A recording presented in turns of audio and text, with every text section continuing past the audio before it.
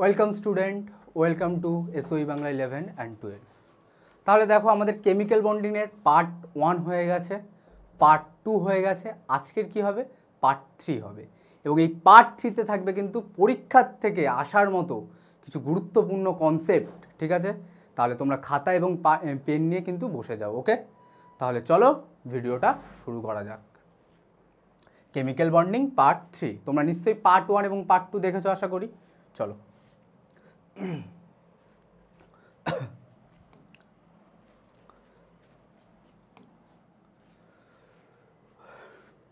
Part 3তে আজকে আমরা প্রথম শুরু করব যে জিনিসটা নিয়ে, সেটা হচ্ছে কি বন্ধন বিভাজন শক্তি। বন্ধন বিভাজন শক্তি কি বলছে? গ্যাসীয় অবস্থায়, অর্থাৎ গ্যাস, আমরা জানি কি তিনটে অবস্থা থাকে, কঠিন, তরল আর গ্যাস। তাহলে কি বলছে?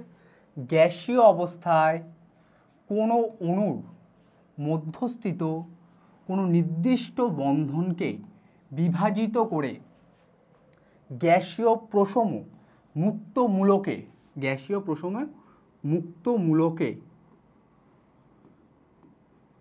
মূলকে পরিণত করতে যে পরিমাণ শক্তির প্রয়োজন হয় তাকে বন্ধন বিভাজন শক্তি বলে, তাকে বন্ধন বিভাজন শক্তি বলে।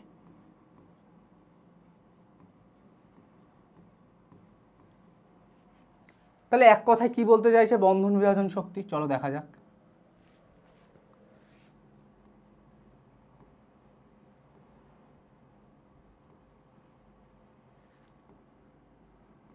ধরো এ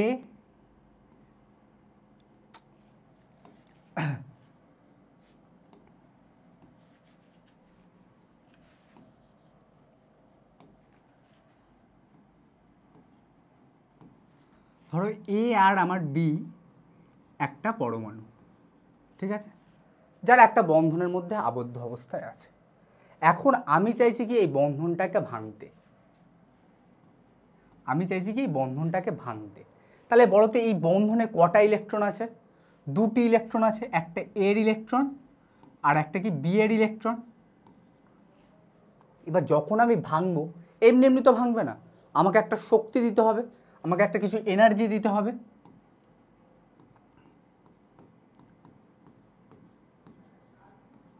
আমাকে কিছু একটা এনার্জি দিতে হবে, যেই শক্তিটা দিলে এই বন্ধনটা ভেঙে যাবে এবং কি হবে মুক্তমূলক তৈরি হবে। কি মুক্তমূলক? এ ওর ইলেকট্রনটা নিয়ে নেবে, নিয়ে এ ডট প্লাস বি করবে, বিও ওর ইলেকট্রনটাকে নিয়ে নেবে। অর্থাৎ কোনো বন্ধনে আবদ্ধ দুটো পরমাণুর মধ্যে যে বন্ধন থাকে তাকে ভেঙে মুক্তমূলক তৈরি করতে যে শক্তির প্রয়োজন হয় তাকেই আমরা কি বলছি?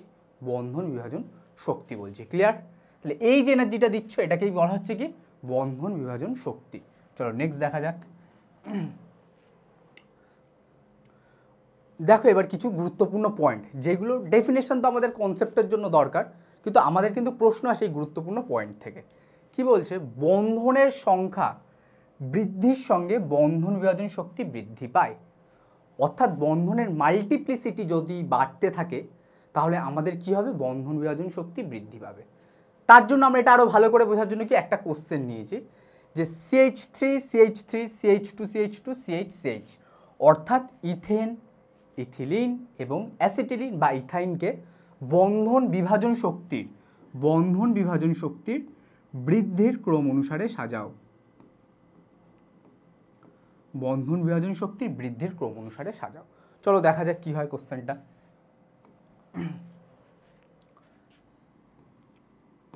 তাহলে কে কে ছিল? CH3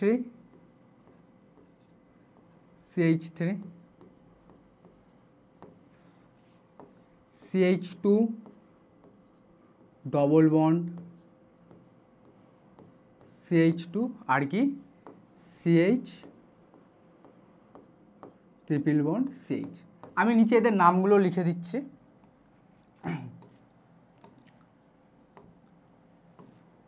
এর নাম কি? এর নাম হচ্ছে ইথেন,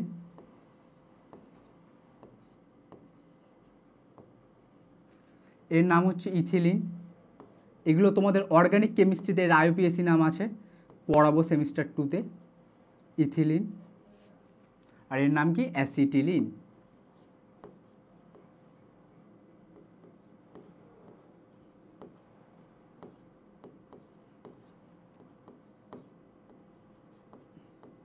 অ্যাসিটিলিন, ঠিক আছে। এবার আমাদের কি বলছে যে যত আমার বন্ধনের সংখ্যা বাড়বে তত কি হবে, বন্ধন বিভাজন শক্তি কি হবে, বৃদ্ধি পাবে। তাহলে বৃদ্ধির ক্রমটা কি দাঁড়াচ্ছে, বৃদ্ধির ক্রম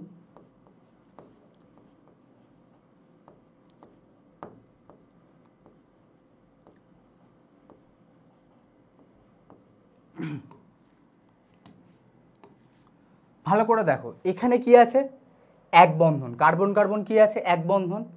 এখানে কি আছে, দ্বিবন্ধন। আর এখানে কি আছে, ত্রিবন্ধন, ঠিক আছে। তাহলে বুঝতেই পারছো ক্রমটা কী হবে, CH3 এর সব থেকে বন্ধন বিভাজন শক্তি কম। কেন কম, এখানে কার্বন কার্বন কি বন্ড দেখতে পাচ্ছ তুমি, সিঙ্গেল বন্ড দেখতে পাচ্ছ। তারপর কি আছে, ডবল বন্ড, আরেকটা বন্ড কি হলো, কার্বন কার্বনের মধ্যে কি হলো, বৃদ্ধি পেল। তাহলে তারপর কি হবে, এর শক্তি একটু বেশি, ইথেনের থেকে ইথিলিনের শক্তি একটু বেশি। ক্লিয়ার। এরপর কার হবে,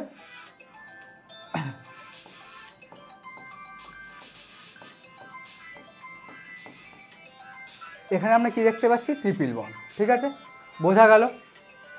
তাহলে দেখো সিঙ্গেল বন্ড ওর শক্তি কি সব থেকে কম, ডবল বন্ড মাঝামাঝি অবস্থায় শক্তি, আর ট্রিপল বন্ড কি সব থেকে শক্তি বেশি। বোঝা গেল ব্যাপারটা, ক্লিয়ার। যত আমার বন্ধনের সংখ্যা বাড়ছে আমার বন্ধন বিভাজন শক্তি কি হচ্ছে, বৃদ্ধি পাচ্ছে। এর থেকে দেখো আমরা একটা ভালো করে বুঝতে পারি, ধরো তুমি একটা লম্বা কাঠ নিলে, ঠিক আছে, লম্বা কাঠ, আর একটা তুমি ছোট সাইজের কাঠ নিলে, একটা লম্বা কাঠ নিলে, ঠিক আছে, আর একটা ধরো ছোট সাইজের কাঠ নিলে। এবার ধরো তুমি ভাঙতে চাইছো, তুমি কোনটাকে বলো তো ইজিলি ভাঙতে পারবে, অবশ্যই ছোট কাঠটাকে, কারণ ছোট কাঠটা কি অনেক তোমাকে কি শক্তি দিয়ে ভাঙতে হবে, আর বড় কাঠটা কি ইজিলি একটু ইয়ে করবে, দেখবে কি ভেঙে যাবে। বোঝা গেলো, এখানে সেই কনসেপ্টটাই নেওয়া হয়েছে যে যার বন্ধন বিভাজন শক্তি কম তার আবার কী হবে, বন্ধন দৈর্ঘ্য কী হবে, বন্ড লেন্থ কী হবে, বেশি হবে। মানে এর বন্ড লেন্থ কি, বন্ড লেন্থ কি এর বেশি। বোঝা গেল, এর কি মিডিয়ামে, আর এর কি বন্ড লেন্থ কম, ঠিক আছে, কারণ ছোট বন্ধন বিভাজন শক্তি বেশি, তাই বন্ড লেন্থ কী হবে, কম হবে। এই জিনিসগুলো মাথায় রাখবে, এর বন্ড লেন্থ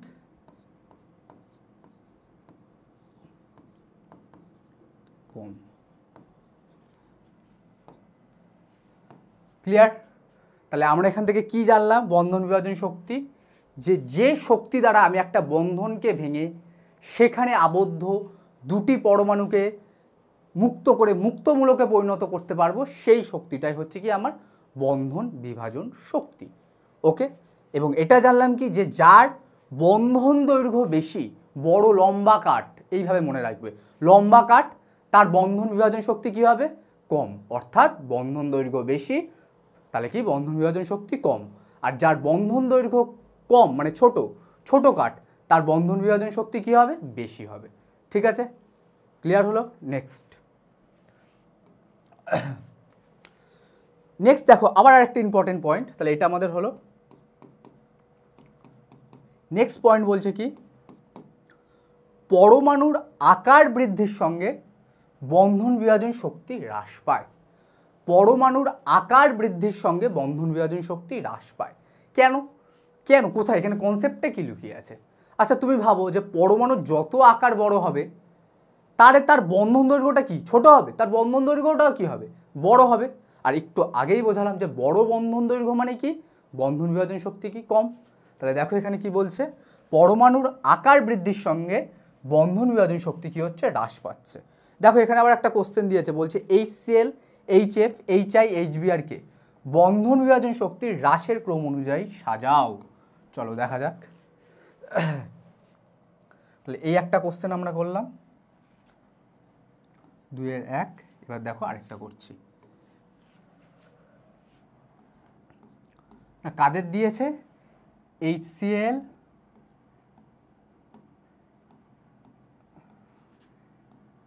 HF HI আর হচ্ছে কি HBr, এই চারজনকে আমার বন্ধন বিভাজন শক্তির কিসের ক্রম অনুযায়ী সাজাতে বলেছে?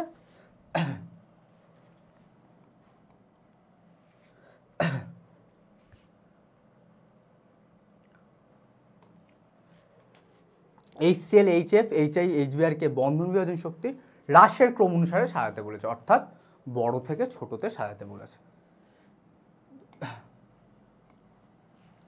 তাহলে একটু ভালো করে দেখো, এগুলো হচ্ছে কি গ্রুপ 17 মৌল দিয়ে দিয়েছে না? গ্রুপ 17 মৌল না, কারা কারা থাকে গ্রুপ 17তে আমাদের? গ্রুপ 17তে কারা কারা থাকে? ফ্লোরিন, ক্লোরিন, ব্রোমিন আর হচ্ছে আয়োডিন, তাই তো?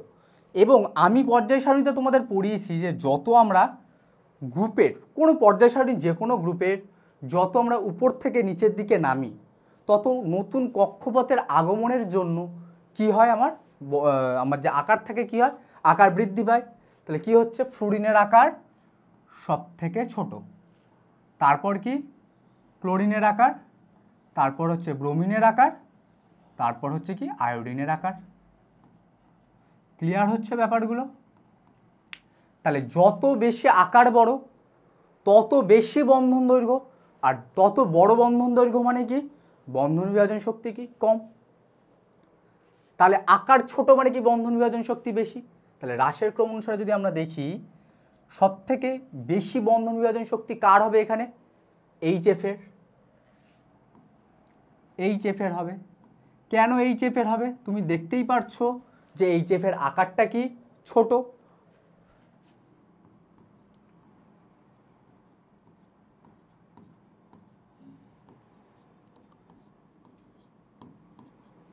আর তারপর কার হবে? HCl, দেখতেই পারছো একটু আকার বেড়ে গেল ফ্লুরিনের থেকে। তারপর কার হবে? HBr, তারপর কার হবে? HI। HI এর বন্ধন বিভাজন শক্তি সব থেকে কম, কেন? ওর আকার বড়, আর আকার বড় মানেই কি আমার বন্ধন দৈর্ঘ্যটা কি হচ্ছে, বেড়ে যাচ্ছে। ক্লিয়ার হলো? তাহলে দুটো কনসেপ্ট পড়ালাম, যে কি যত বন্ধনের মাল্টিপ্লিসিটি তথা এক বন্ধন, দ্বিবন্ধন, ত্রিবন্ধন যত হবে তত আমাদের বন্ধন বিভাজন শক্তিটা কি হবে, আস্তে আস্তে বৃদ্ধি পাবে। আর আরেকটা কি বললাম, যে যত আকার ছোট তত বন্ধন দৈর্ঘ্য ছোট, তত আমাদের কি হচ্ছে, বন্ধন বিভাজন শক্তি কি হচ্ছে, বেশি হচ্ছে। যত আকার বড় তত কি হচ্ছে, বন্ধন দৈর্ঘ্য বড়, তত বন্ধন বিভাজন শক্তি কি হচ্ছে, কম হচ্ছে। আশা করি বোঝা গেল। চলো নেক্সট দেখা যাক।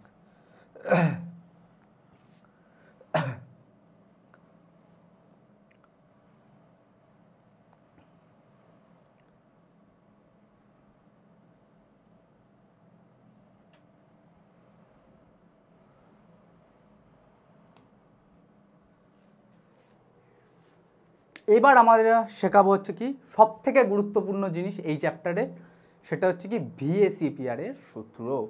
VACPR এর সূত্র থেকে দেখো তোমরা অবশ্যই কিন্তু তোমরা প্রশ্ন কমন পেতে বাধ্য সেমিস্টার 1-এ। শুধু সেমিস্টার 1 বলে নয়, তোমাদের কিন্তু যে কোনো এক্সাম, মানে এরপর 12-এ উঠবে, তোমরা 12-এও এটা পাবে। এছাড়াও তোমরা নিট দাও, জয়েন্ট দাও, যে কোনো এক্সামে VACPR কিন্তু থাকবেই থাকবে। তাহলে চলো শুরু করা যাক VACPR এর সূত্র। কি বলছে দেখো, কোনো সমযোজী অণুর আকৃতি ওই অণুটির যোজ্যতা কক্ষের বন্ধন ইলেকট্রন জোড় এবং নিঃসঙ্গ ইলেকট্রন জোড়ের সংখ্যা বা স্টেরিক সংখ্যার উপর নির্ভর করে। আচ্ছা কি বলছে এই ব্যাপারটা ভালো করে বুঝবে। ধরো নিঃসঙ্গ ইলেকট্রন জোড় মানে কি জানো? বন্ধন ইলেকট্রন জোড় মানে কি, যেগুলো বন্ডিংয়ে থাকে। কিন্তু নিঃসঙ্গ ইলেকট্রন জোড় কি একটু দেখে নাও, শিখিয়ে দিচ্ছি। নিঃসঙ্গ ইলেকট্রন জোড়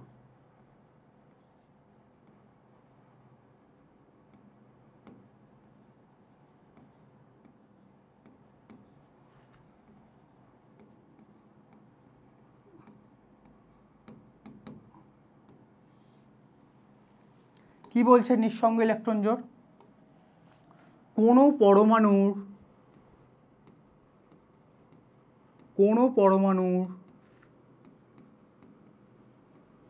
পরমাণুর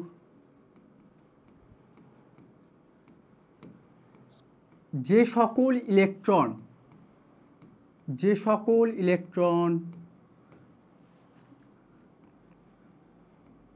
বন্ধন গঠনে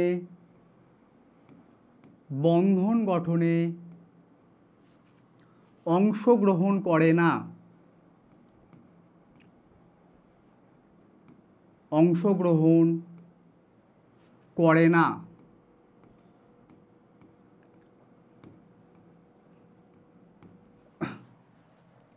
তাদের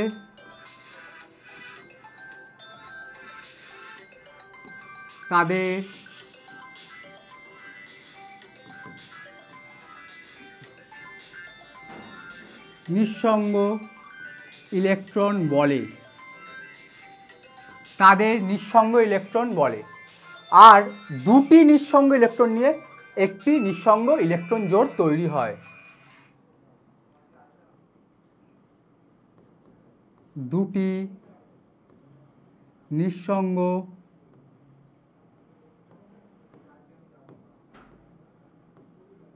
ইলেকট্রন নিয়ে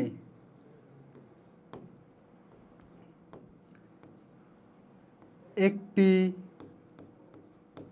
নিঃসঙ্গ ইলেকট্রন জোড় তৈরি হয়। একটি নিঃসঙ্গ ইলেকট্রন জোড়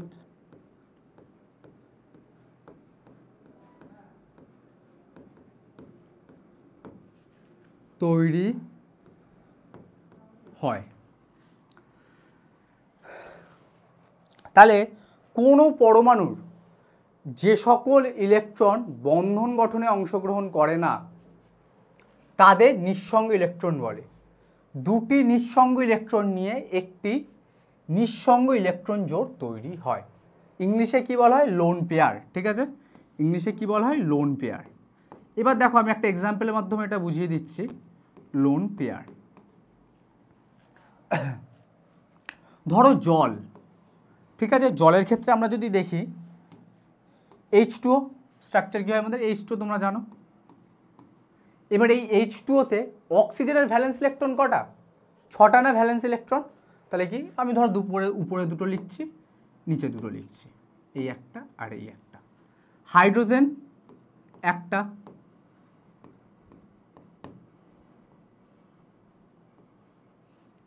হলো। অক্সিজেন কি করছে? 6টা আছে, দুটো হাইড্রোজেনের থেকে দুটো নিয়ে 8টা হয়ে যাচ্ছে। আর হাইড্রোজেন কি করে? আমি শিখিয়েছি দ্বৈতপূর্ণ করে। দেখো দ্বৈতপূর্ণ কমপ্লিট। এবার একটু অক্সিজেনের দিকে লক্ষ্য করে দেখো তো, 6টা ইলেকট্রন যে আছে, এই 6টা ইলেকট্রনের মধ্যে কটা বন্ধনে অংশগ্রহণ করেছে? একটু লক্ষ্য করে দেখো, দুটো বন্ধনে অংশগ্রহণ করেছে না? এটাকে আমরা কি বলছি? এগুলোকেই আমরা বলছি কি? Bond pair. এগুলোকেই আমরা কি বলা হচ্ছে? এগুলোকেই বলা হচ্ছে কি? Bond pair. ঠিক আছে, বন্ড পেয়ার। বোঝা গেল?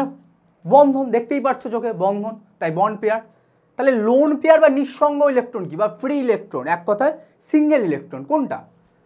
লক্ষ্য করো 6টার মধ্যে এই উপরের দুটো আর নিচের দুটো কিন্তু কোনো বন্ধন গঠনে অংশগ্রহণ করেনি। এগুলোকে কি বলা হচ্ছে? আমরা ফ্রি ইলেকট্রন বলছি। ঠিক আছে, বা নিঃসঙ্গ ইলেকট্রন, লোন পেয়ার। দুটো আছে, এই দুটোকে নিয়ে কি হচ্ছে? একটা লোন পেয়ার তৈরি হচ্ছে, এখানে আরেকটা কি? Lone pair. ক্লিয়ার হলো কনসেপ্ট? এবার ভিএসি পেয়ারের প্রথম সূত্রে কি বলছে? যে তুমি যদি কোনো কিছুর আকৃতি বার করতে চাও কোনো অণুর, তাহলে সেটা প্রথম ডিপেন্ড করবে কি? আমার এই লোন পেয়ার আর এই বন্ড পেয়ার, এই দুটোর সংখ্যা, যাকে এক কথায় আমরা কি বলতে পারি? স্টেরিক সংখ্যাও বলা হয়। কোনো অণুর আকৃতি ডিপেন্ড করছে কি? এই লোন পেয়ার বা বন্ড পেয়ারের সংখ্যার ওপর, যাকে এক কথায় কি বলা হয়? স্টেরিক সংখ্যাও বলা হয়। চলো নেক্সট দেখা যাক। সেকেন্ড বলছে কেন্দ্রীয় পরমাণুর যোজ্যতা কক্ষে নিঃসঙ্গ ইলেকট্রন জোড় উপস্থিত থাকলে অণুর সেই জ্যামিতিক আকৃতির কিছুটা বিকৃতি ঘটে। এবার দেখো সব অণুতেই যে কেন্দ্রীয় পরমাণু থাকবে, সবার যে লোন পেয়ার থাকবে তার তো কোনো মানে নেই না, যে সবারই থাকবে, সবাই তো বন্ড পেয়ারও অংশগ্রহণ করতে পারে। তাই যাদের ক্ষেত্রে আমার উপস্থিত থাকবে তাদের আকৃতিটার কী হবে, জ্যামিতিক আকৃতিতে কিছুটা বিকৃতি ঘটবে, ঠিক আছে। অর্থাৎ কিছুটা এরকম পরিবর্তন হতে পারে, এরকম হতে পারে, বিকৃতি ঘটবে না। কখন হবে তাহলে? যখন আমার লোন পেয়ার অফ ইলেকট্রন তথা নিঃসঙ্গ ইলেকট্রন কি হচ্ছে, উপস্থিত থাকছে। 3 নম্বর দেখো, 3 নম্বর পয়েন্টটা খুব গুরুত্বপূর্ণ, এই রিলেটেড একটা কোশ্চেনও আছে। কেন্দ্রীয় পরমাণুর চেয়ে প্রান্তীয় পরমাণু তড়িৎ ঋণাত্মকতা বেশি হলে বন্ধন কোণ কি হচ্ছে, হ্রাস পাচ্ছে। কেন্দ্রীয় পরমাণুর চেয়ে প্রান্তীয় পরমাণুর তড়িৎ ঋণাত্মকতা বেশি হলে বন্ধন কোণ হ্রাস পায়, কিন্তু যদি প্রান্তীয় পরমাণুর চেয়ে কেন্দ্রীয় পরমাণুর তড়িৎ ঋণাত্মকতা বেশি হয় তাহলে বন্ধন কোণ কী হবে, বৃদ্ধি পায়। এটা আমি ভালো করে বোঝাবো কি এই কোশ্চেনটার মাধ্যমে। কি বলছে, NH3 ও NF3 এর মধ্যে কার বন্ধন কোণ বেশি ব্যাখ্যা করো। ঠিক আছে, চলো দেখা যাক তাহলে।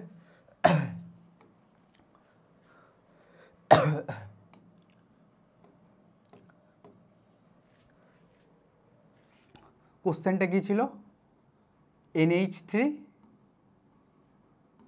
আর ও NF3 এর মধ্যে কার বন্ধন কোণ বেশি সেটা আমাদের ব্যাখ্যা করতে হবে। ঠিক আছে,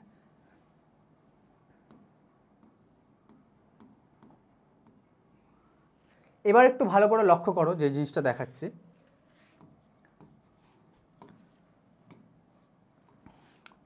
ধরো নাইট্রোজেন এই, ঠিক আছে, 3টে ফ্লুরিনকে আমি একটুখানি ছাড়িয়ে লিখলাম, F F F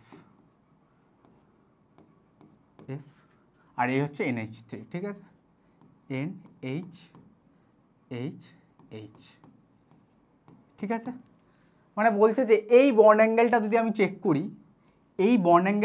চেক করি, তাহলে কার ক্ষেত্রে এই বন্ড অ্যাঙ্গেলটা বেশি হবে, সেটা NH3-র ক্ষেত্রে না NF3-র ক্ষেত্রে।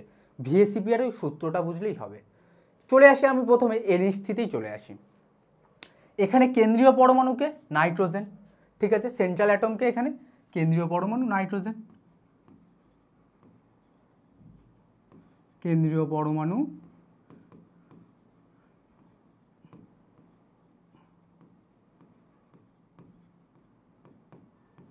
কে থাকছে, নাইট্রোজেন। প্রান্তীয় পরমাণু কে থাকছে, হাইড্রোজেন।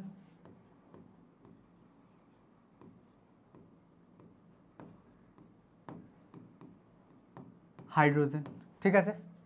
NF3-তে কেন্দ্রীয় পরমাণু কে থাকছে,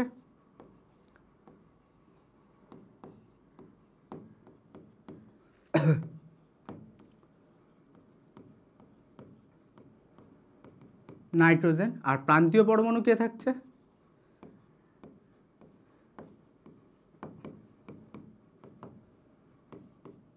ফ্লুরিন। এবার VSEPR-এর সূত্র কি বলেছে, VSEPR-এর সূত্র বলেছে যদি কেন্দ্রীয় পরমাণুর চেয়ে প্রান্তীয় পরমাণুর তড়িৎ ঋণাত্মকতা বেশি হয়,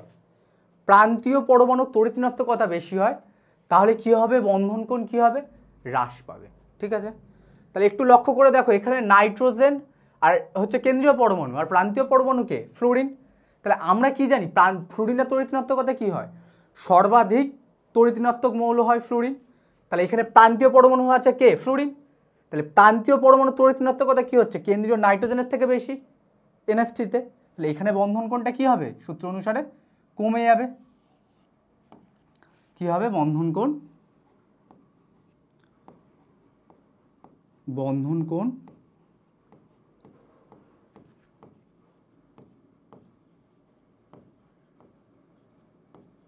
কমে যাবে। কেন কমে যাবে, কারণ যদি চাইতো, কারণ এটা বলে দেবে যে নাইট্রোজেনের থেকে ফ্লুরিনের তড়িৎ ঋণাত্মকতা কি হচ্ছে, বেশি হচ্ছে। বোঝা গেল। এবার চলে আসি NH3-তে। NH3-তে আমার কেন্দ্রীয় পরমাণুকে NH3 আমার কেন্দ্রীয় পরমাণু নাইট্রোজেন আর প্রান্তীয় পরমাণুকে হাইড্রোজেন। আমরা কি জানি? হাইড্রোজেন উচ্চ তড়িৎ ধনাত্মক মৌল, নাইট্রোজেনের থেকে তো অনেক কম, তাই না? কারণ আমরা পড়েছি পর্যায় সারণীতে, তোমাদের আমি পড়িয়েছি যে পর্যায় সারণীর সর্বাধিক তড়িৎ ঋণাত্মক মৌল হচ্ছে কারা? ফর্ন, ফ্লুরিন, অক্সিজেন আর নাইট্রোজেন। তাহলে এইখানে একটু লক্ষ্য করে দেখো, নাইট্রোজেনের তড়িৎ ঋণাত্মকতা হাইড্রোজেনের থেকে বেশি, তাই জন্য কেন্দ্রীয় পরমাণুর বেশি। আর ভিএসিপিআর কি বলছে? যে যদি আমার কেন্দ্রীয় পরমাণুর তড়িৎ ঋণাত্মকতা বেশি হয় তাহলে কি হবে? বন্ধন কোণ বেড়ে যাবে। তাহলে এই ক্ষেত্রে কি হবে? এখানে বন্ধন কোণটা কি হবে? বেড়ে যাবে। বোঝা গেল? বন্ধন কোণ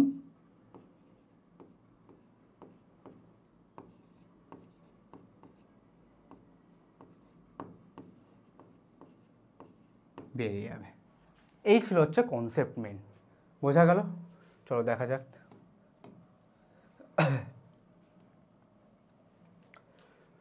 চতুর্থ সূত্র কি বলছে? যে এক বন্ধনের তুলনায় বহু বন্ধন অনেক বেশি বিকর্ষণ ঘটায়। এক বন্ধনে দেখো যতগুলি ইলেকট্রন থাকবে, বহু বন্ধনে তার থেকে বেশি ইলেকট্রন থাকবে। আর বেশি ইলেকট্রন মানে কি? ইলেকট্রনগুলো যত কাছাকাছি অবস্থান করবে তত আমাদের কি হবে? বিকর্ষণ মাত্রা বৃদ্ধি পাবে।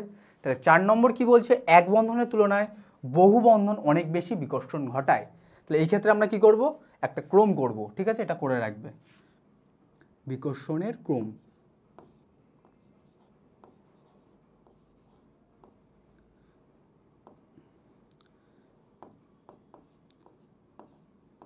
বিকর্ষণের ক্রম হয় কি হবে? এক বন্ধনের থেকে বহু বন্ধন কি হচ্ছে? বেশি বিকর্ষণ ঘটাচ্ছে। তাহলে দেখো তো এই ক্রমটা হয় কি না? যদি আমি এই ক্রমটা করি, CH3 CH3 CH2 CH2, তারপর কি হচ্ছে? CH triple bond CH। তাহলে কি দেখতে পাচ্ছি? যত আমার বন্ধন কি হচ্ছে? বেড়ে যাচ্ছে, তত কি হচ্ছে? বিকর্ষণ বেশি হচ্ছে, ঠিক আছে?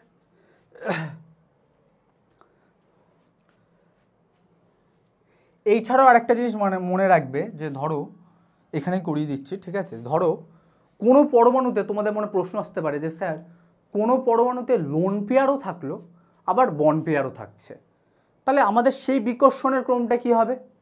সেটা কিন্তু পরীক্ষা আসার মতো একটা ক্রম, ঠিক আছে? এই ক্রমটা মনে রাখবে, ঠিক আছে? যে lone pair lone pair lone pair lone pair lone pair LP LP, অর্থাৎ লোন পেয়ার বিকর্ষণ সব থেকে বেশি হয়। তারপর কি হয়? একটা লোন পেয়ার আর একটা BP, LP BP. BP means bond pair. তাহলে লোন পেয়ার বিকর্ষণ সব থেকে বেশি হয়। তারপর কি হয়? লোন পেয়ার বন্ড পেয়ার, এবং সবার শেষে কি হয়? একটা বন্ড পেয়ার, ঠিক আছে? একটা বন্ড পেয়ার বিকর্ষণ। এই জায়গাটা স্টার দিয়ে রাখলাম, এটা ভালো করে পড়বে, ঠিক আছে?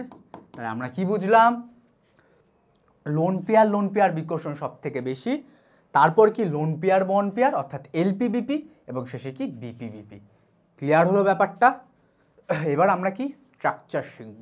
মন দিয়ে দেখো, আস্তে আস্তে বোঝাচ্ছি। স্ট্রাকচার খুব গুরুত্বপূর্ণ, স্ট্রাকচার পারবে করতে, ঠিক আছে?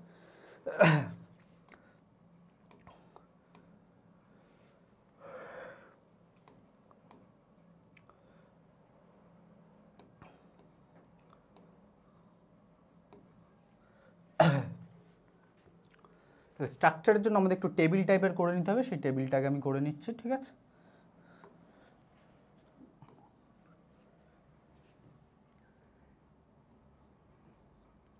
কেন্দ্রীয়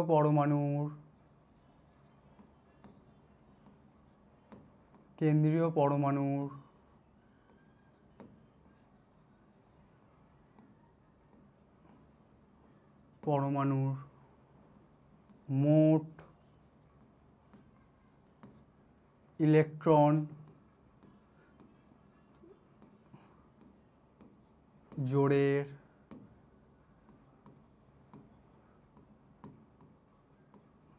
সংখ্যা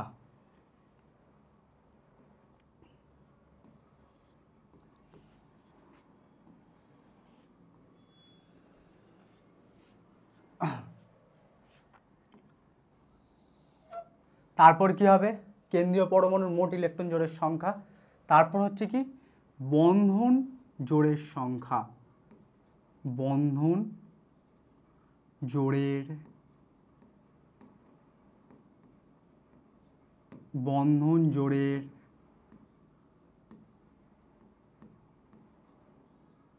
সংখ্যা, তারপর নিঃসঙ্গ জোড়ের সংখ্যা,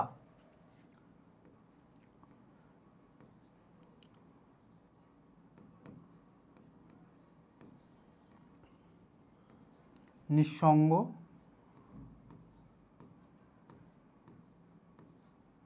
জোড়ের সংখ্যা। ঠিক আছে,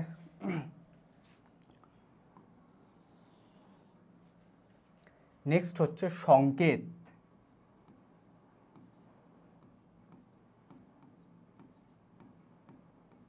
সংকেত, ঠিক আছে। তারপর এখানে আমরা কি দেখব গঠন, সংকেতের পর এখানে আমরা কি দেখব গঠন। ঠিক আছে,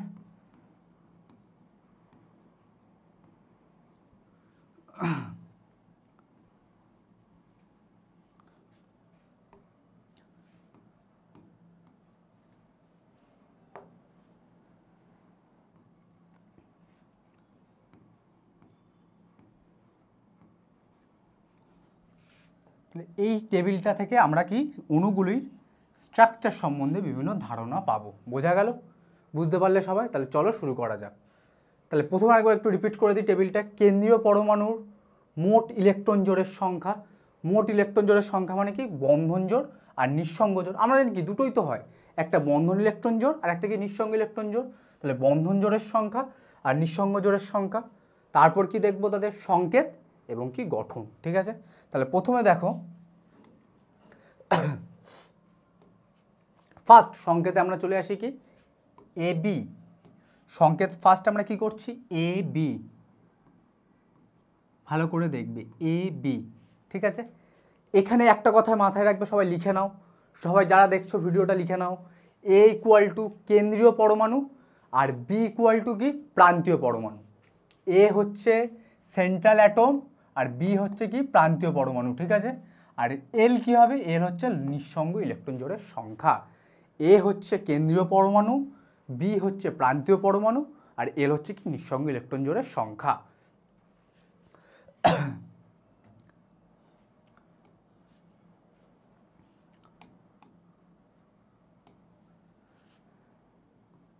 তাহলে ফার্স্ট সংকেত আমরা যেটা করছি কি AB2। ঠিক আছে, AB2তে দেখো ভালো করে লক্ষ্য করো, আমার কোনো এল নেই। কোনো এল আছে কি এখানে এই সংকেতে কোনো এল দেখতে পাচ্ছ? তাহলে এল নেই, তাহলে নিঃসঙ্গ ইলেকট্রন জোড়ের সংখ্যা কত হবে? এল নেই, তাহলে এল নেই মানে এটা কত হয়ে যাবে? 0। ক্লিয়ার? নেক্সট বন্ধন জোড়ের সংখ্যা বি, আমি কি বলেছি বি হচ্ছে প্রান্তীয় পরমাণু। আরেকটা কথা শুনে রাখো, যতগুলি বি থাকবে তোমার বন্ড পেয়ারের সংখ্যা কত হবে? ততগুলোই হবে। তাহলে এখানে তুমি কটা বি দেখতে পাচ্ছ? দুটো বি, তাহলে তোমার বন্ড পেয়ারের সংখ্যা কটা হবে? দুটো। মোট ইলেকট্রন জোড়ের সংখ্যা, মোট ইলেকট্রন জোড়ের সংখ্যা কি হবে? 2, এই দুটোর যোগফল। মোট ইলেকট্রন জোড় মানেই আমি একটু আগে বলেছি কি নিঃসঙ্গ ইলেকট্রন জোড় আর বন্ধন ইলেকট্রন জোড়, এই দুটোর যোগফল। তাহলে চলো করে নাও, 2 + 0 = 2। এই হচ্ছে প্রথম কাজ। এবার দেখবো আমরা এর গঠনটা কি হয়। এবার আমরা দেখবো কি এর গঠনটা কি হয়। ঠিক আছে, এ এরকম থাকলো, এ আমার কি কেন্দ্রীয় পরমাণু, প্রান্তীয় পরমাণু বা বন্ড পেয়ার কটা আছে? দুটো। তাহলে সেটাকে কেমনভাবে লিখবো?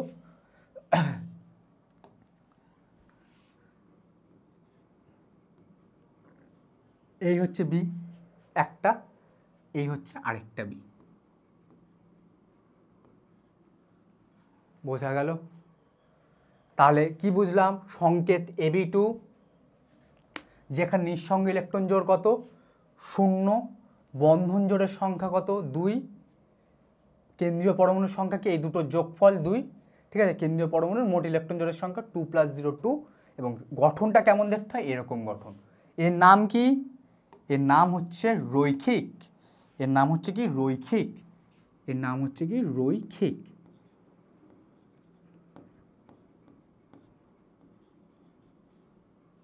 ক্লিয়ার?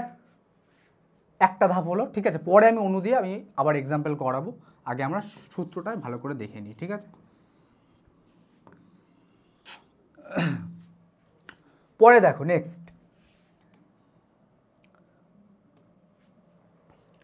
নেক্সট আমরা কি দেখব, সংকেত কি আসছে। নেক্সট আমরা সংকেতে চলে যাই। সংকেত আসছে কি, নেক্সট সংকেত AB3, AB3 সংকেতে একটু লক্ষ্য করো ভালো করে, কটা আমার বন্ড পেয়ার আছে। আমি কি বলেছি, যতগুলি বি থাকবে ততগুলি আমার বন্ড পেয়ারের সংখ্যা হবে, বন্ধন জোড়ের সংখ্যা। তাহলে 3টে বি, বন্ড পেয়ার কটা হচ্ছে আমার 3 হচ্ছে। কোনো এল দেখতে পাচ্ছ, লক্ষ্য করো কোনো এল আছে কি, এল মানে কি লোন পেয়ার নেই, তাহলে এটা কত হবে 0। তাহলে 3 + 0 = 3 টোটাল AB3। এবারে এর স্ট্রাকচার কি দেখবো আমরা, এই স্ট্রাকচারটা কি হবে, চলো দেখা যাক স্ট্রাকচার কি হয়।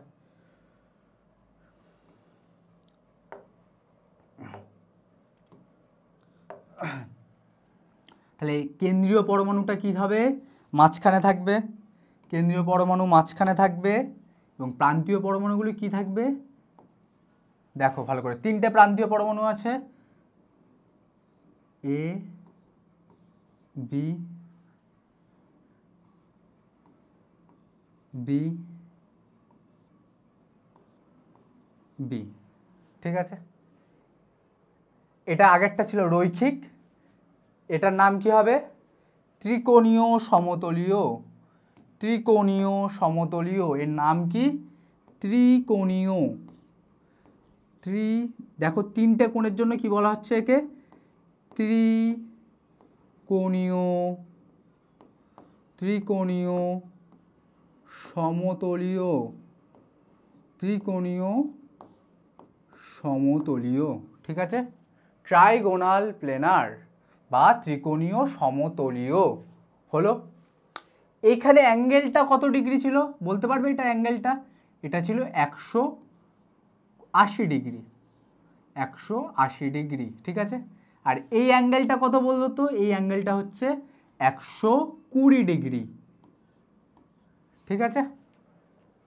নেক্সট সংকেতের দিকে আমরা যাব। নেক্সট সংকেত আমরা দেখব। নেক্সট দেখো বলছে সংকেত AB2L।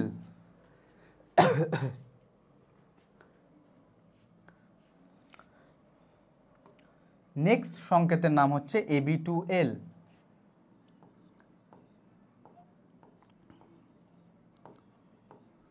AB2L, এবার লক্ষ্য করো এতক্ষণ কিন্তু লোন পেয়ার ছিল না, এবার কিন্তু তোমার লোন পেয়ার চলে এসছে, ঠিক আছে না। কটা লোন পেয়ার এসছে, এখানে এল এর সংখ্যা তুমি কটা দেখতে পাচ্ছ, একটা এল আছে, তাহলে কি লিখবো আমি এখানে, একটা এল আছে তাই 1 লিখলাম। কটা বি আছে আবার বলবে, তাহলে যদি দুটো বি থাকে তাহলে বন্ধন পেয়ারও কটা হবে আমাদের, দুটো হবে। এবার তাহলে এটা কত হবে, 2 + 1 = 3। এইবার দেখো স্ট্রাকচারটা কি হচ্ছে, ঠিক আছে।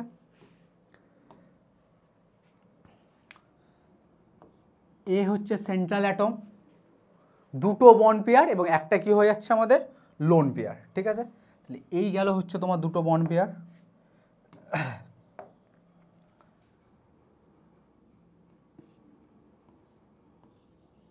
এই গেল হচ্ছে তোমার দুটো বন্ড পেয়ার,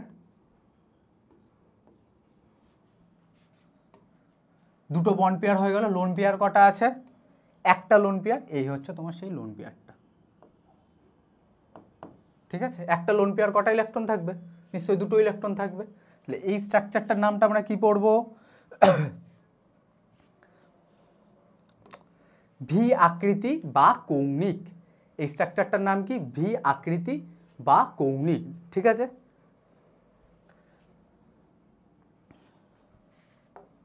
ভি আকৃতি বা কৌণিক। দেখো এটা যদি আমি কেন ভি আকৃতি হচ্ছে একটু ভালো করে দেখো, যদি আমি মনে করি লোন পেয়ারটা নেই, ঠিক আছে? তাহলে কি ভি এর মতো দেখতে লাগছে না?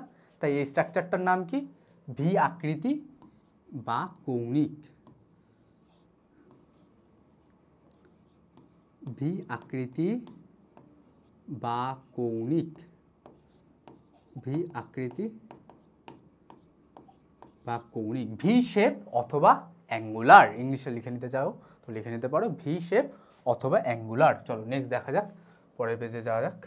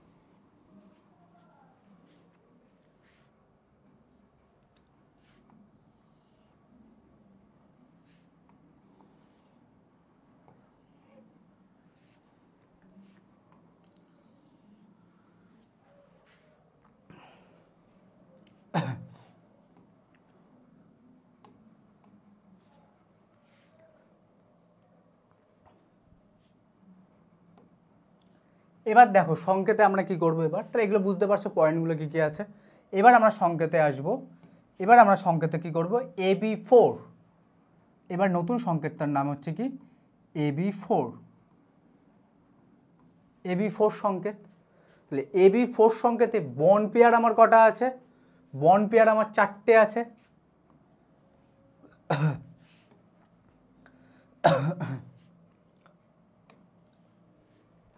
কোনো লোন পেয়ারের উপস্থিতি দেখতে পাচ্ছ কি, যে এখানে স্যার লোন পেয়ার আছে? এল নেই মানে কি লোন পেয়ার 0। তাহলে এখানে আমরা 0 লিখবো। এটা কত হচ্ছে? 4 + 0 = 4। এইবারের গঠনটা কি হবে? গঠনটা তো আমাদের দেখতে হবে না? সবথেকে গুরুত্বপূর্ণ কি গঠন আর নামটা।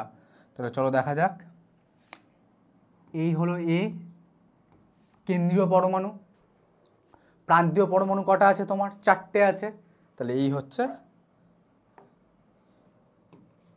সেই 4টে প্রান্তীয় পরমাণু। বি, 2টো বি, 3টে বি, এই হচ্ছে 4টে বি। এই হচ্ছে তোমার সেই 4টে প্রান্তীয় পরমাণু। তাহলে এই স্ট্রাকচারটার নাম কি?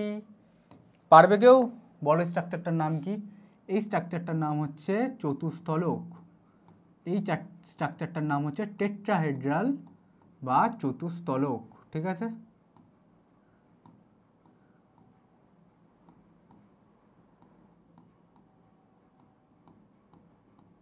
এটা দিতেও পারো, নাও দিতে পারো, তোমাদের ইচ্ছা, ঠিক আছে? এই স্ট্রাকচারটার নাম কি দাঁড়ালো? চতুস্থলক বা টেট্রাহেড্রাল। চতুস্থলক বা টেট্রাহেড্রাল, ঠিক আছে? চতুস্থলক কার দেখা যায় কমেন্টে জানাও। কমেন্টে জানাও দেখি। চতুস্থলক কোশ্চেন ক্লাস 10-এ পড়েছো, চতুস্থলক স্ট্রাকচার দেখা যায় এমন একটা অণুর উদাহরণ দাও, তাড়াতাড়ি কমেন্টে জানাও। নেক্সট চলো শুরু করা যাক। নেক্সট দেখা যাক কি আছে।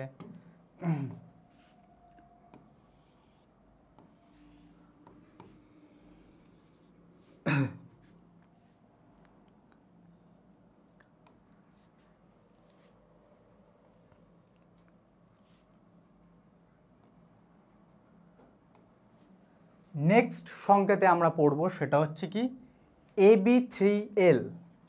AB3L, ঠিক আছে? নেক্সট আমরা যেটা পড়ব সেটা হচ্ছে কি সংকেত AB3L।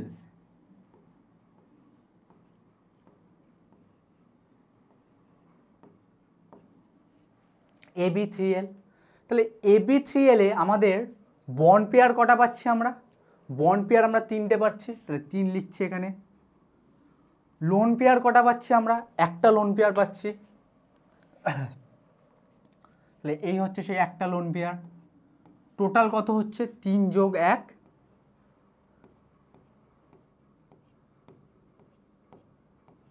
4 হচ্ছে। এই স্ট্রাকচারটা এবার আমরা কি করে করব চলো দেখা যাক।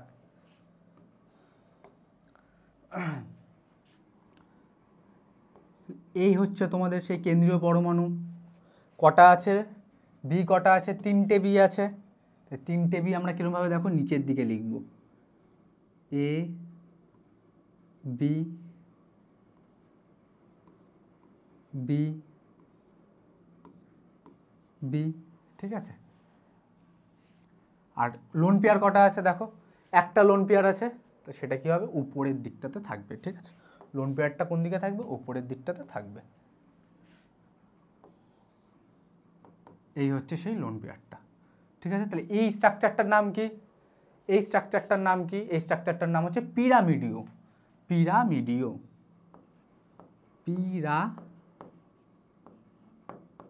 পিরামিডিও, পিরামিডিও, ঠিক আছে। এই স্ট্রাকচারটার নাম হচ্ছে কি পিরামিডিও। বুঝতে পারছো তো ব্যাপারগুলো কি করে হচ্ছে, যে যদি তোমার এক মানে এ তো ম্যাক্সিমাম ক্ষেত্রে একটাই হচ্ছে, বন্ড পেয়ারটা লোন পেয়ারটা শুধু চেঞ্জ হচ্ছে, ঠিক আছে। তার উপর ভিত্তি করে আমরা করছি। এক্সাম্পল যখন করাবো তখন আরও ভালো করে বুঝতে পারবে, ঠিক আছে।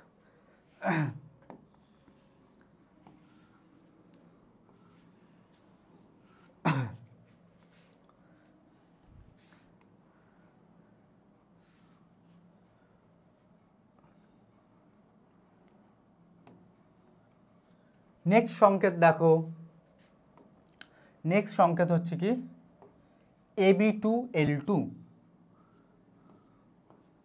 Ab2L2। তাহলে Ab2L2তে আমার কটা লোন পেয়ার আছে, 2 লোন পেয়ার।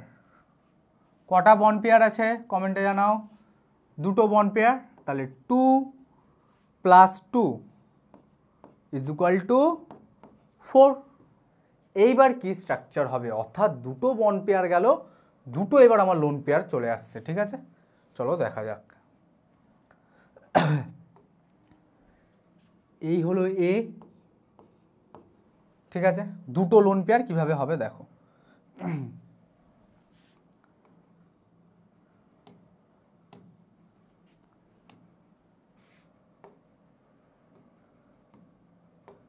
এই হচ্ছে 2টো লোন পেয়ার, একটা লোন পেয়ার এই, আর আরেকটা লোন পেয়ার এই, ঠিক আছে।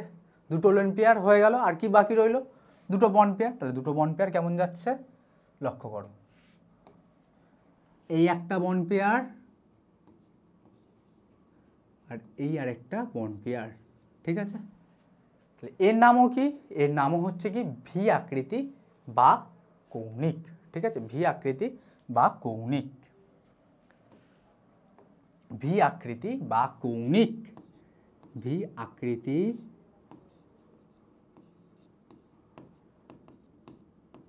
বা কৌণিক, বোঝা গেল। নেক্সট চলো দেখা যাক।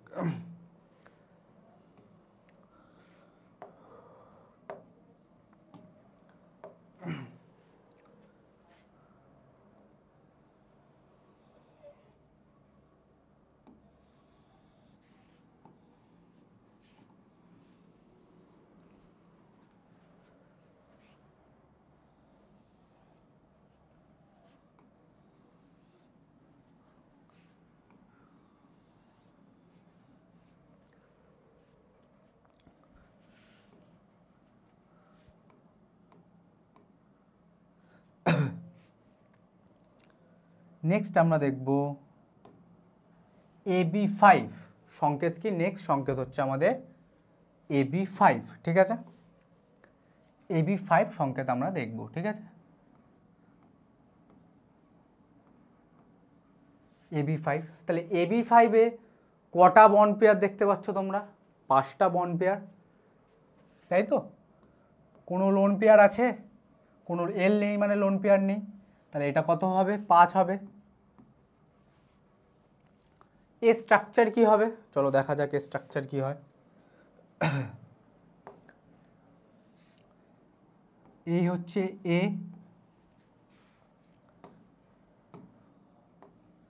5টা বন্ড আছে, তাহলে 5টা বন্ডকে কি করে লিখব,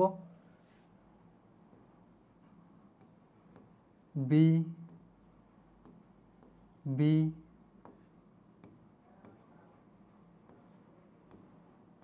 বি আর এই হচ্ছে বি। বোঝা গেল? এর নাম কি? ত্রিকোণীয় দ্বিপিরামিডীয়। এর নাম কি? ত্রিকোণীয় দ্বিপিরামিডীয়। ঠিক আছে, ত্রিকোণীয়, এর নাম হচ্ছে ত্রিকোণীয় দ্বিপিরামিডীয়। ঠিক আছে, এর নাম কি? ত্রিকোণীয়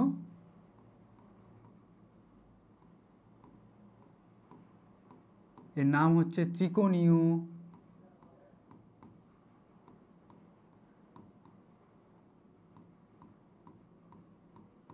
এর নাম হচ্ছে ত্রিকোণীয় দ্বিপিরামিডীয়।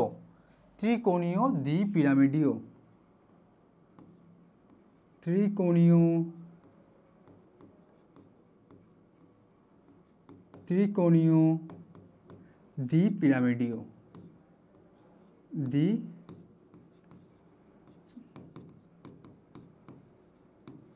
দ্বিপিরামিডীয়। ঠিক আছে, ট্রাইগোনাল বাইপিরামিডাল। নেক্সট,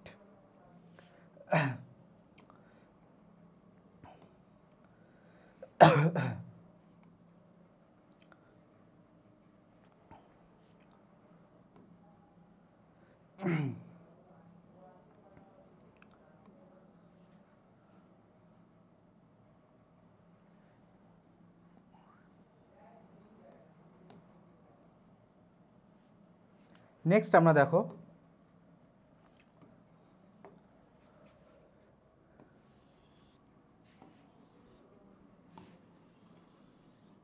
নেক্সট আমরা সংকেতে চলে আসবো কি AB4L। AB4L। ঠিক আছে, নেক্সট সংকেতে আমরা কি দেখব? AB4L।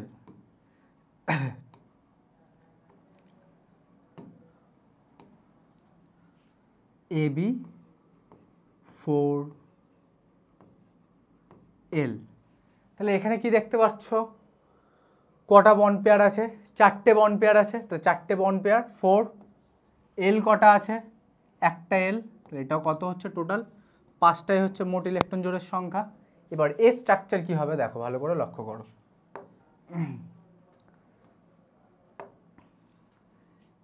এ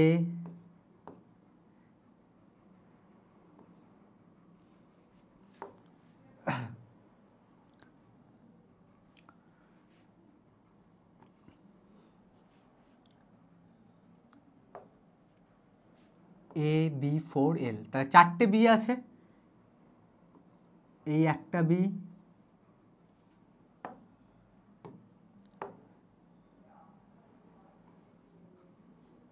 একটু লক্ষ্য করো, 4টে বি,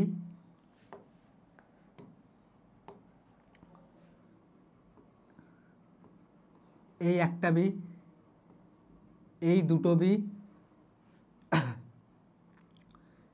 এই 3টে বি, আর এটা কি? এই হলো 4টে বি। ঠিক আছে, আর একটা কি আছে তোমার? আর একটা আছে কি তোমার? Lone pair. এই হচ্ছে তোমার সেই লোন পেয়ারটা। ঠিক আছে, বোঝা গেল কি? স্ট্রাকচারটা বুঝতে পারলে?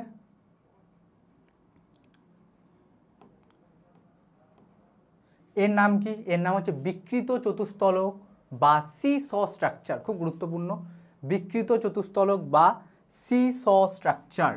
বিকৃত চতুস্তলক বা সি-স স্ট্রাকচার।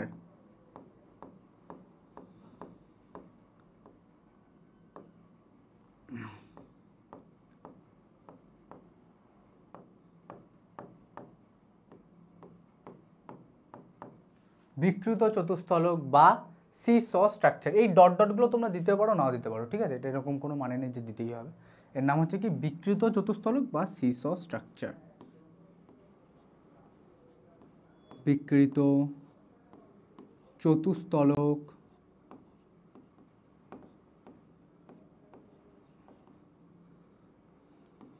বা সি-স স্ট্রাকচার। ঠিক আছে, ক্লিয়ার? চলো নেক্সট দেখা যাক।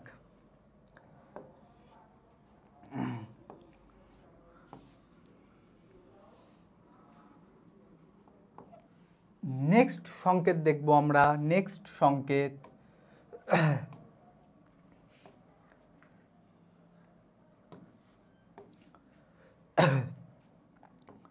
AB3L2। তাহলে AB3L2তে আমাদের কটা আছে বন্ড পেয়ার? তাড়াতাড়ি বলো। তিনটে বন্ড পেয়ার, তিনটে বন্ড পেয়ার, আর কি হচ্ছে দুটো লোন পেয়ার। তাহলে 3 আর 2 কত পাচ্ছি আমরা? 3 আর 2 পাচ্ছি কত? 5। এইখানে দেখা যাক আমাদের কি স্ট্রাকচার আসে, তাই তো। তাহলে এই হলো তোমার এ। কটা বন্ড আছে? তিনটে বন্ড। তাহলে তিনটে বন্ড কেমন যাচ্ছে দেখো ভালো করে, এটাও গুরুত্বপূর্ণ আকৃতি, ঠিক আছে। এই আরেকটা আর এই আরেকটা হলো তিনটে বন্ড। তো এই যে তিনটে বন্ড পেয়ার, দুটো হলো, আর এই আরেকটা, ঠিক আছে। আচ্ছা, এখন আমি লোন পেয়ার করিনি কিন্তু, একটু দেখে বলো তো সবাই, এটা কি আমাদের কোনোভাবে ইংরেজি লেটার টি এর মতো লাগছে? টি এর মতো লাগছে? অবশ্যই দেখেই বুঝতে পারছো। দুটো লোন পেয়ার, দুটো লোন পেয়ার কেমন থাকবে? এই একটা লোন পেয়ার আর এই আরেকটা লোন পেয়ার, ঠিক আছে। বোঝা যাচ্ছে? কমেন্টে জানাও।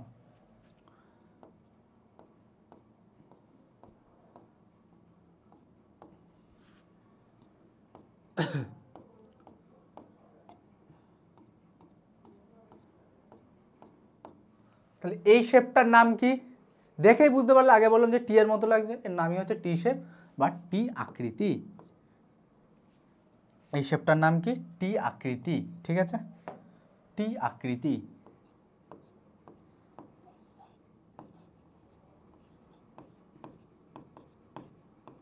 টি আকৃতি, ঠিক আছে। চলো নেক্সট দেখা যাক, আবার আমাদের আরেকটা স্লাইড লাগবে।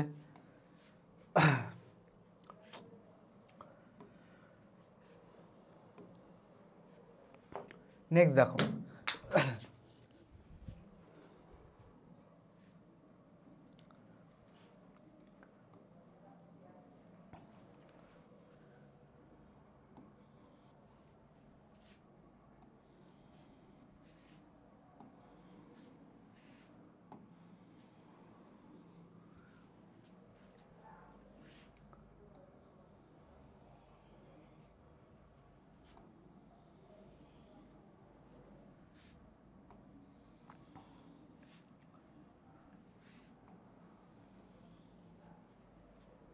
তাহলে আগের বার আমরা করলাম কি, কত অবধি লাস্ট করলাম আবার আমরা আগের বার? AB3L2, এবার হবে কি AB2L3, AB2L3, ঠিক আছে। তাহলে সংকেতে কি করব? AB2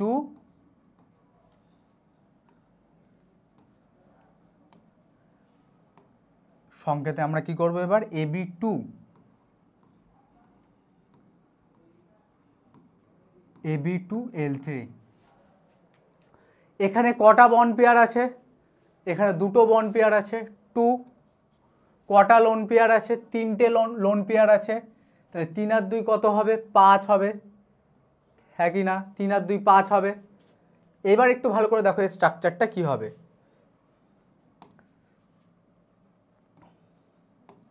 এ, ঠিক আছে। কটা বন্ড পেয়ার আছে আমার? দুটো বন্ড হবে। তাহলে এই হলো একটা বি, এই হলো একটা বি, আর এই হলো আরেকটা বি, ঠিক আছে।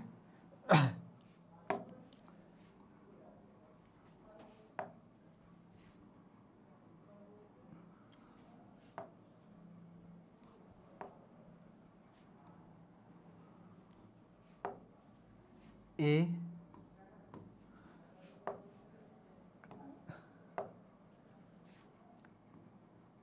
এই হলো একটা বি, আর এই হলো একটা বি, ঠিক আছে। লোন পেয়ার কটা আছে এখানে তোমার? দেখতেই পাচ্ছ কি তিনটে লোন পেয়ার আছে। সো তিনটে লোন পেয়ারে আমরা কি করব? স্ট্রাকচার দেখব, ওকে।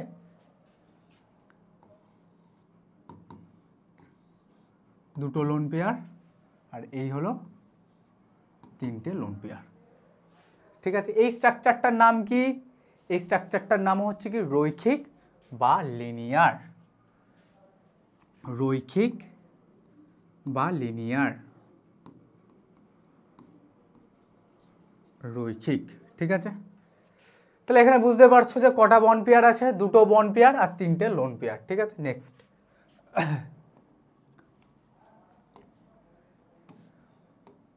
নেক্সট লক্ষ্য করো,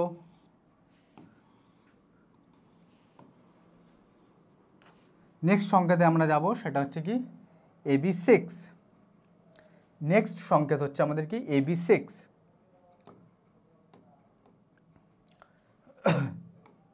নেক্সট সংকেত হচ্ছে কি আমাদের AB6।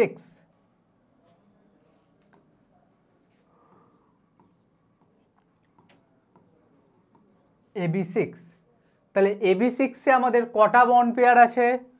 6টা বন্ড পেয়ার আছে। লোন পেয়ার কটা আছে? কোনো লোন পেয়ার নেই, তাহলে এটা কি হবে 0, 6 + 0 to 6। তাহলে স্ট্রাকচার কি হবে দেখো, ভালো করে লক্ষ্য করো।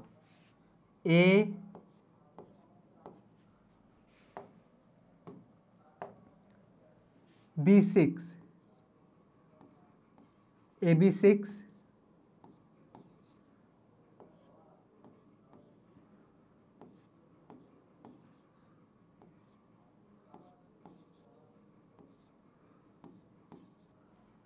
AB6। এবার দেখো কি করে হচ্ছে স্ট্রাকচারটা।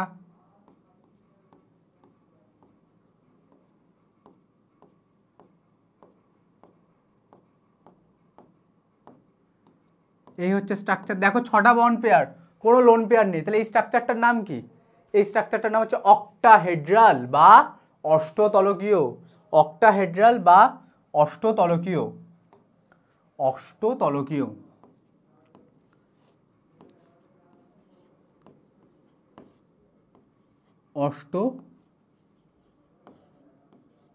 অষ্টতলকীয়। ঠিক আছে, নেক্সট দেখো,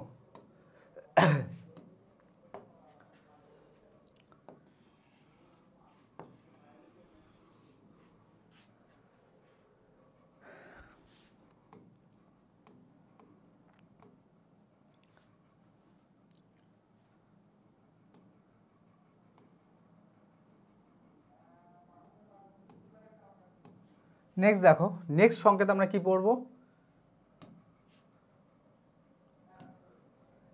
AB5L।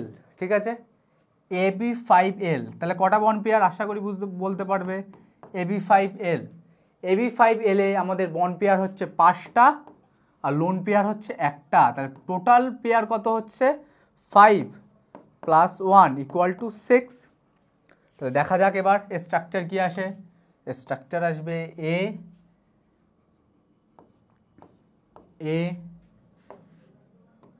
AB5L, তাই তো। তাহলে 5টা, 1টা B, 2টো B, 3টে B, 4টে B, 5টা B। ঠিক আছে, লোন পেয়ার কটা আছে এখানে? 1টা লোন পেয়ার আছে। এই হচ্ছে সেই 1টা লোন পেয়ার। এর নাম কি? এর নাম হচ্ছে বর্গ পিরামিডীয়। এর নাম হচ্ছে কি? বর্গ পিরামিডীয়।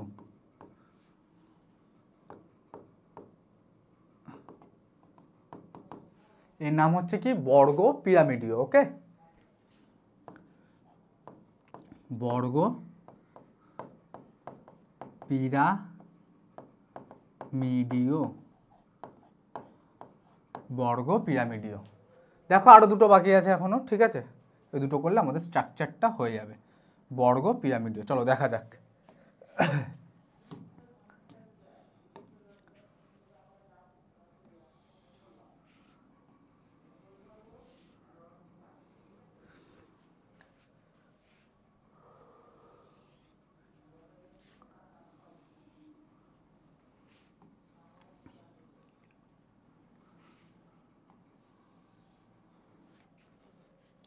আর দুটো বাকি আছে, লক্ষ্য করো। ঠিক আছে, তাহলে আমাদের লাস্ট হলো কি AB5L। এবার হবে কি AB4L2। এবার হবে কি আমাদের AB4L2। বোঝা যাচ্ছে তো? কমেন্টে জানাবে AB4L2। AB4L2, ঠিক আছে। তাহলে এখানে বন্ড পেয়ার কটা আছে? 4টে। লোন পেয়ার কটা আছে? 2টো। তাহলে 4 + 2 = কত হচ্ছে? 6। তাহলে চলো দেখা যাক কি স্ট্রাকচার পাই আমরা। AB4L2, তাহলে দেখা যাক কি স্ট্রাকচার আসে। AB4L2, তাই তো?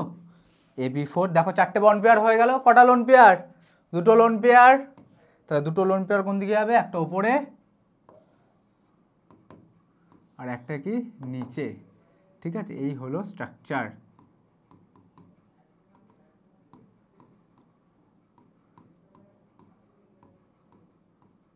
এর নাম কি? বর্গ সমতলীয়।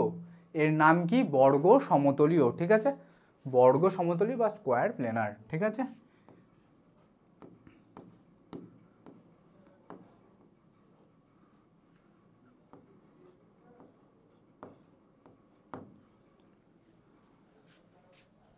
বা স্কোয়ার প্লেনার, ঠিক আছে।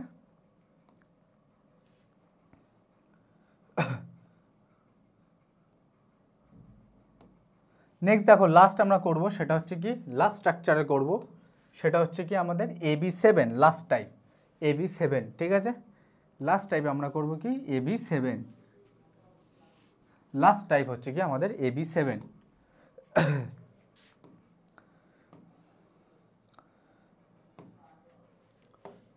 AB7, তাহলে AB7 এ L আছে, হ্যাঁ কি না? নেই। তাহলে লোন পেয়ার কত হবে? 0। বন্ড পেয়ার হচ্ছে 7, 7টা বন্ধন পাবো আমরা এখানে, টোটাল 7, ঠিক আছে। তাহলে চলো দেখা যাক স্ট্রাকচার কি হয়। এই হচ্ছে 7, এ আমরা কটা বন্ধন পাচ্ছি এখানে? 7খানা বন্ধন পাচ্ছি, তাই তো। এই একটা বন্ধন, এই দুটো বন্ধন, এই 3টে বন্ধন, এই 4টে বন্ধন, 5টা বন্ধন, 6টা বন্ধন, 7টা বন্ধন। এই হলো AB7 এর স্ট্রাকচার। এর নাম কি স্ট্রাকচারটার? এই স্ট্রাকচারটার নাম কি?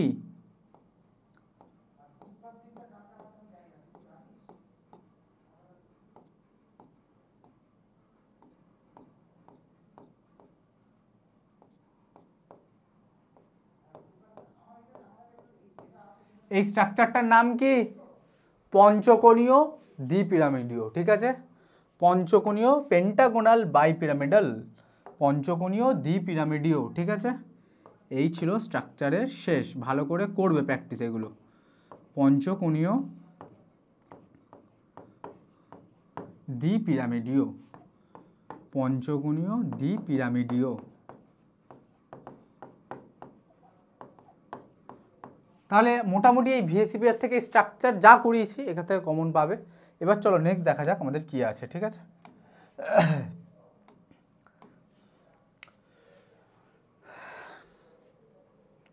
দেখো হাইব্রিডাইজেশন আছে, তার আগে আমি ছোট্ট করে একটুখানি কিছু যৌগের স্ট্রাকচার নিয়ে বলে দিই, ঠিক আছে। যে সবগুলো করাচ্ছি না, কয়েকটা বেছে বেছে করাচ্ছি, ঠিক আছে। বাকিগুলো তোমরা HW করবে। প্রথম দেখো, প্রথমটা করাচ্ছি কি BF2, BF2, ঠিক আছে। তো চলো দেখা যাক BF2 এর আমি কয়টা এক্সাম্পল রেখে দিয়েছি তোমাদের বোঝানোর জন্য, নাহলে অ্যাপ্লাই করতে পারবে না।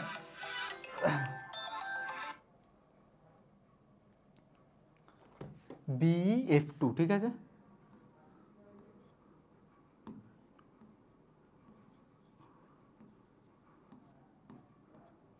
BF2, তাহলে বেরিলিয়ামের ভ্যালেন্স ইলেকট্রন কটা?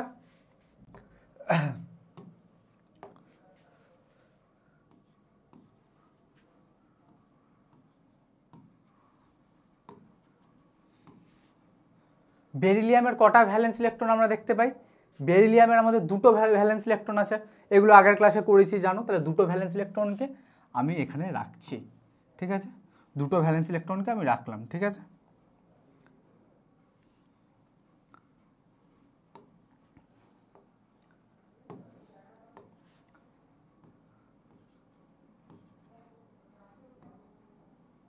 দুটো ভ্যালেন্স ইলেকট্রন। ফ্লুরিন, ফ্লুরিন আছে দুটো, ঠিক আছে, তাহলে দেখো একটু লক্ষ্য করে, এফ আর এই হচ্ছে এফ, ঠিক আছে। তাহলে এটা কি টাইপে চলে এসছে বলো তো, কি টাইপে এটা এসছে? এখানে সেন্ট্রাল অ্যাটম কি এ, আর দুটো ফ্লুরিন আছে, এটা AB2 টাইপের এসছে না? দেখো বেরিলিয়ামে তো দুটো ইলেকট্রন, দুটোই তো বন্ধনে অংশগ্রহণ করেছে, কোনো লোন পেয়ার আছে? কোনো লোন পেয়ার নেই। তাহলে এটা কি স্ট্রাকচারটা দেখাই বোঝা যাচ্ছে যে এটা কি স্ট্রাকচার, সরল রৈখিক স্ট্রাকচার বা রৈখিক, ঠিক আছে, রৈখিক স্ট্রাকচার। তাহলে BF2 স্ট্রাকচার কি রৈখিক। ক্লিয়ার? চলো দেখা যাক আর কটা এক্সাম্পল আমরা প্র্যাকটিস করি।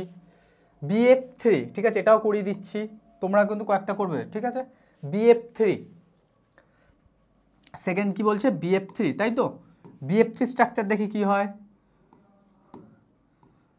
বলো বোরনের ভ্যালেন্স ইলেকট্রন কত, শিখিয়ে দিয়েছি কিন্তু, যে এস ব্লক মৌলগুলির ক্ষেত্রে শেষের এস উপকক্ষের ইলেকট্রন সংখ্যাই হচ্ছে তার ভ্যালেন্স ইলেকট্রন, আর পি ব্লক মৌলের ক্ষেত্রে ইলেকট্রন বিন্যাস করলে শেষের এস ও পিতে যতগুলি ইলেকট্রন থাকে তার যোগফলই হচ্ছে কি তাদের ভ্যালেন্স ইলেকট্রন। তাহলে BF3 বোরনের কটা ভ্যালেন্স ইলেকট্রন আমি পাচ্ছি, বোরনের আমি 3টে ভ্যালেন্স ইলেকট্রন পাচ্ছি, 1 2 3। আর ফ্লুরিনও কটা করে আছে, ফ্লুরিনও 3টে আছে, তাহলে 3 জনেই 3টে নিয়ে, 3টে ফ্লুরিন 3টে ইলেকট্রন নিয়ে নেবে, ঠিক আছে, কোনো আর ওই নিঃসঙ্গ ইলেকট্রন থাকবে না। এফ এফ এফ, ঠিক আছে। তা যাই হোক সেটা ওই স্ট্রাকচার আমরা বলে দেবো, কিন্তু তার আগে বলো এটা কোন সংকেতে পড়ছে, মেলাও, কিছুক্ষণ আগেই করালাম, এ সেন্ট্রাল অ্যাটম একটা, এ প্রান্তীয় অ্যাটম 3টে আছে, তাহলে কি হবে এটা AB3, AB3, ঠিক আছে। স্ট্রাকচার কি জানোই, AB3 হলে কোনো লোন পেয়ার নেই, লোন পেয়ার দেখতে পাচ্ছ, কোনো ফ্রি ইলেকট্রন নেই, তাহলে ফ্রি ইলেকট্রন নেই মানে লোন পেয়ার কোথা থেকে থাকবে, তাহলে AB3 মিনস কি স্ট্রাকচার, ত্রিকোণীয় সমতলীয়, ত্রিকোণীয় সমতলীয়,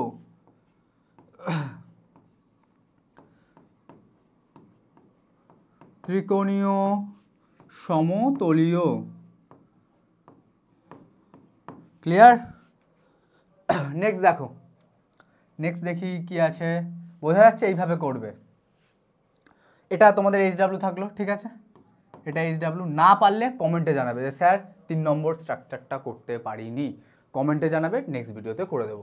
চলো দেখা যাক, আমি 4টা করি, NH4+, ঠিক আছে, NH4+, তাহলে NH4+ এর স্ট্রাকচার, তাই তো, NH4+, 3 নম্বর NH4+ হলো। আচ্ছা ধর নাইট্রোজেনে তোরা ভ্যালেন্স ইলেকট্রন কটা জানিস, 5টা জানিস। এখন ধর আমি নাইট্রোজেনকে আঁকলাম আর তার পাশে একটা প্লাস লিখে দিলাম, তাহলে প্লাস লিখে দেওয়ার অর্থ মানে কি, 5টা ছিল, একটা বেরিয়ে গেছে, কটা হয়ে গেল, 5 - 1 = 4টে, তাহলে 4টে হয়ে গেল। তোর কটা হাইড্রোজেন আছে, 4টে হাইড্রোজেন, তাহলে 4টে হাইড্রোজেন, এ হচ্ছে একটা, এ তো সেন্ট্রাল অ্যাটম, নাইট্রোজেন তো একটাই আছে, আর প্রান্তীয় অ্যাটম কটা আছে মানে বি, 4টে আছে, তাহলে AB4, নাইট্রোজেনের 5টা, একটা কমে গেছে, 4টে হাইড্রোজেন 4টে ইলেকট্রন নিয়ে নেবে, কোনো লোন পেয়ার কি থাকবে, হ্যাঁ কি না, লোন পেয়ার থাকবে না, তাহলে AB4 স্ট্রাকচার কি হয়, টেট্রাহেড্রাল বা চতুস্তলক, H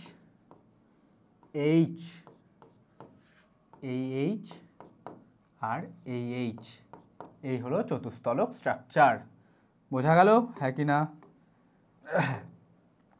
স্ট্রাকচার বুঝতে পারছো? এইভাবে কিন্তু টেবিলটাকে কিন্তু আগে ভালো করে বুঝতেই হবে, সংকেত কি হচ্ছে, কিভাবে বন্ড পেয়ার আর লোন পেয়ার হচ্ছে, এই সংকেত যদি বুঝতে না পারো তাহলে কিন্তু স্ট্রাকচার করতে পারবে না।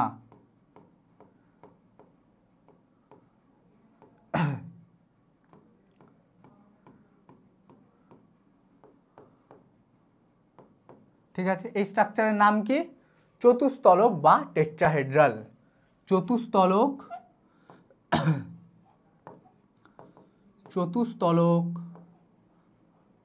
বা টেট্রাহেড্রাল, ঠিক আছে।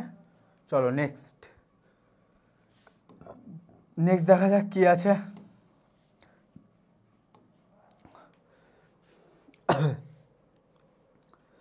নেক্সট অ্যামোনিয়ারটা তোমরা HW করবে, ঠিক আছে।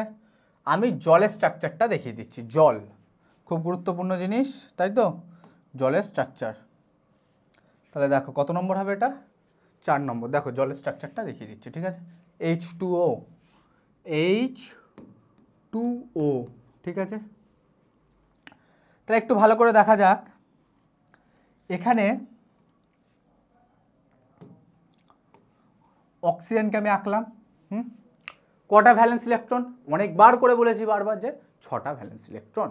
তাহলে 6টায় ভ্যালেন্স ইলেকট্রনের মধ্যে ভালো করে দেখবি, এ তো একটা আছে, তাহলে আমি ধরে নিচ্ছি এ তো আমার কেন্দ্রীয় অ্যাটম মানে এ। বি কটা হবে? বি দুটো হাইড্রোজেন মানে বি দুটো, কিন্তু এখানে কি লোন পেয়ার থাকবে? তাহলে 6টার মধ্যে তো দুটো বন্ড করে নিচ্ছে, ঠিক আছে। তাহলে লোন পেয়ার কটা থাকবে? 6টার মধ্যে দুটো বন্ড করে নিচ্ছে, 4টে ফ্রি ইলেকট্রন থাকছে। 4টে ফ্রি ইলেকট্রন মানে দুটো নিঃসঙ্গ ইলেকট্রন জোড়, তাহলে Ab2L2, Ab2L2। তাহলে কেমন হবে স্ট্রাকচার দেখতে? মানে কি দুটো বন্ড পেয়ার, দুটো লোন পেয়ার। তাহলে চলো লক্ষ্য করা যাক কেমন স্ট্রাকচার হয় দেখতে, ঠিক আছে।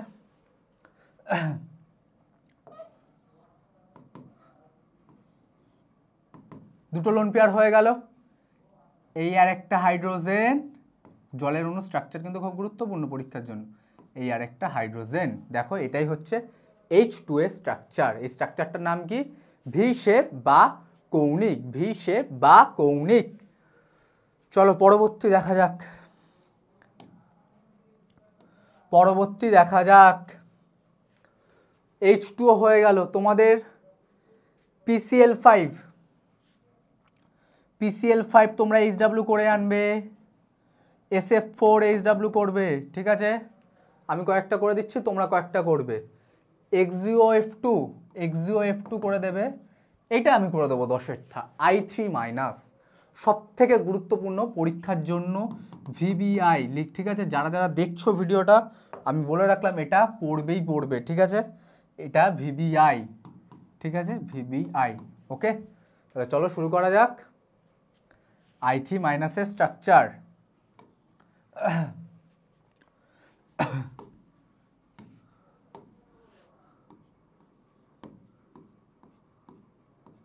I3-, তাহলে I3- 3টে আয়োডিন আছে, 3টে আয়োডিন আছে। কি মুশকিলের ব্যাপার দেখো, 3টে আয়োডিন আছে। এখান থেকে আমরা কি করে কেন্দ্রীয় পরমাণু, কি করে প্রান্তীয় পরমাণু করব, ঠিক আছে। এটাই হচ্ছে সব থেকে ব্যাপার। এখানে দেখেই তোমরা ঘাবড়ে যাও I3- এর স্ট্রাকচার বার করতে গেলে, ঠিক আছে। তাহলে আমি একটাকে ধরে নিচ্ছি কেন্দ্রীয় পরমাণু, ওকে, কোনো সমস্যা নেই। আমি এখানে এ একটা, তাই এ লিখলাম, ওকে। মাইনাসটা আমি এই আয়ের কাছে রেখে দিলাম। তাহলে নর্মালি হ্যালোজেন ফ্যামিলিদের কটা থাকে? ফ্লুরিন, ক্লোরিন, ব্রোমিন, আয়োডিন, যতই অ্যাটমিক নাম্বার হোক না কেন সবার ভ্যালেন্স ইলেকট্রন কটা থাকে? 7টাই থাকে। তাহলে 7টা থাকে, একটা মাইনাস মানে কি হবে? আরেকটা বেড়ে যাবে না? আমরা কি জানি? একটা মাইনাস একটা বাড়লো, দুটো মাইনাস দুটো বাড়লো, 3টে মাইনাস 3টে বাড়লো। তাহলে একটা মাইনাস হলো 7 আর 1 কত হয়ে গেল? 8 হয়ে গেল। এখন একটাই আমি লিখে ফেললাম, পড়ে রইল কটা আই? আরও দুটো আই পড়ে রইল, ঠিক আছে। তাহলে বি কটা হবে? দুটো আই। একটা আইকে আমি কেন্দ্রীয় পরমাণু ধরছি, আরও যে দুটো আই আছে দুটো আইকে আমি কি করব? প্রান্তীয় পরমাণু ধরবো। তাহলে Ab2, ক্লিয়ার? একটা আই কেন্দ্রীয় পরমাণু, দুটো আই প্রান্তীয় পরমাণু, ওকে। এবার দেখবো কি লোন পেয়ার আছে কি। তাহলে নর্মাল 8টা থাকছে, 8টার মধ্যে দুটো তো এই বি নিয়ে নেবে, দুটো বন্ড পেয়ারে চলে গেল। 8টার মধ্যে দুটো বন্ড পেয়ার চলে গেলে পড়ে রইল ফ্রি ইলেকট্রন কটা? 6টা। তাহলে আমি বলতে পারি কি 3 জোড়া লোন পেয়ার আছে, 3 জোড়া লোন পেয়ার আছে, 6টার ফ্রি ইলেকট্রন রয়েছে। 6টা এরকম 1 2 3 4 5 6, তাহলে কি করব? 3 জোড়া 3 লোন পেয়ার, 3 লোন পেয়ার পাচ্ছি আমি, হ্যাঁ কি না? ঠিক আছে। তাহলে কি হচ্ছে? Ab2L3। তাহলে দেখো তো Ab2L3 এর স্ট্রাকচার কি এরকম ছিল? Ab2L3, তাহলে এই একটাই,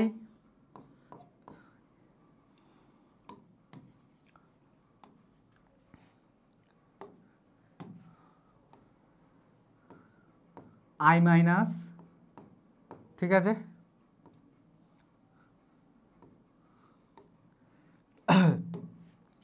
এই হচ্ছে আরেকটা আই, দুটো আই মানে দুটো প্রান্তীয় পরমাণু আর কি, ঠিক আছে। Ab2, তাহলে B2 হয়ে গেল, মানে দুটো বন্ধন পেয়ার কমপ্লিট। লোন পেয়ার কটা আছে? তিনটে লোন পেয়ার আছে, তাহলে চলো তিনটে লোন পেয়ারকে একে দেয়া যাক। এই একটা লোন পেয়ার, এই একটা লোন পেয়ার, আর এই একটা লোন পেয়ার। তাহলে এই স্ট্রাকচারের নাম কি? এই স্ট্রাকচারের নাম হচ্ছে কি আমাদের রৈখিক। এই স্ট্রাকচারের নাম কি আমাদের রৈখিক। ক্লিয়ার? তাহলে খুব গুরুত্বপূর্ণ, I3 মাইনাসের স্ট্রাকচার কি? রৈখিক। চলো নেক্সট।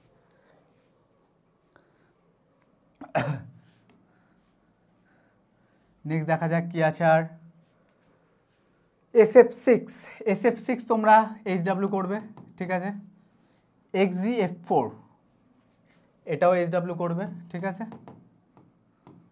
এই কটা যেগুলো ইম্পর্টেন্ট যেগুলো সেগুলো আমি কিন্তু করিয়ে দিয়েছি। ওকে, HWগুলো না হলে জাস্ট কমেন্টে জানাবে, তাহলে আমি নেক্সট যে কোনোভাবে হোক আমি তোমাদের যেই কটা HW ছিল সেগুলো আমি করিয়ে দেবো। ওকে, চলো এবার আমরা হাইব্রিডাইজেশনটা একটু দেখে নিই।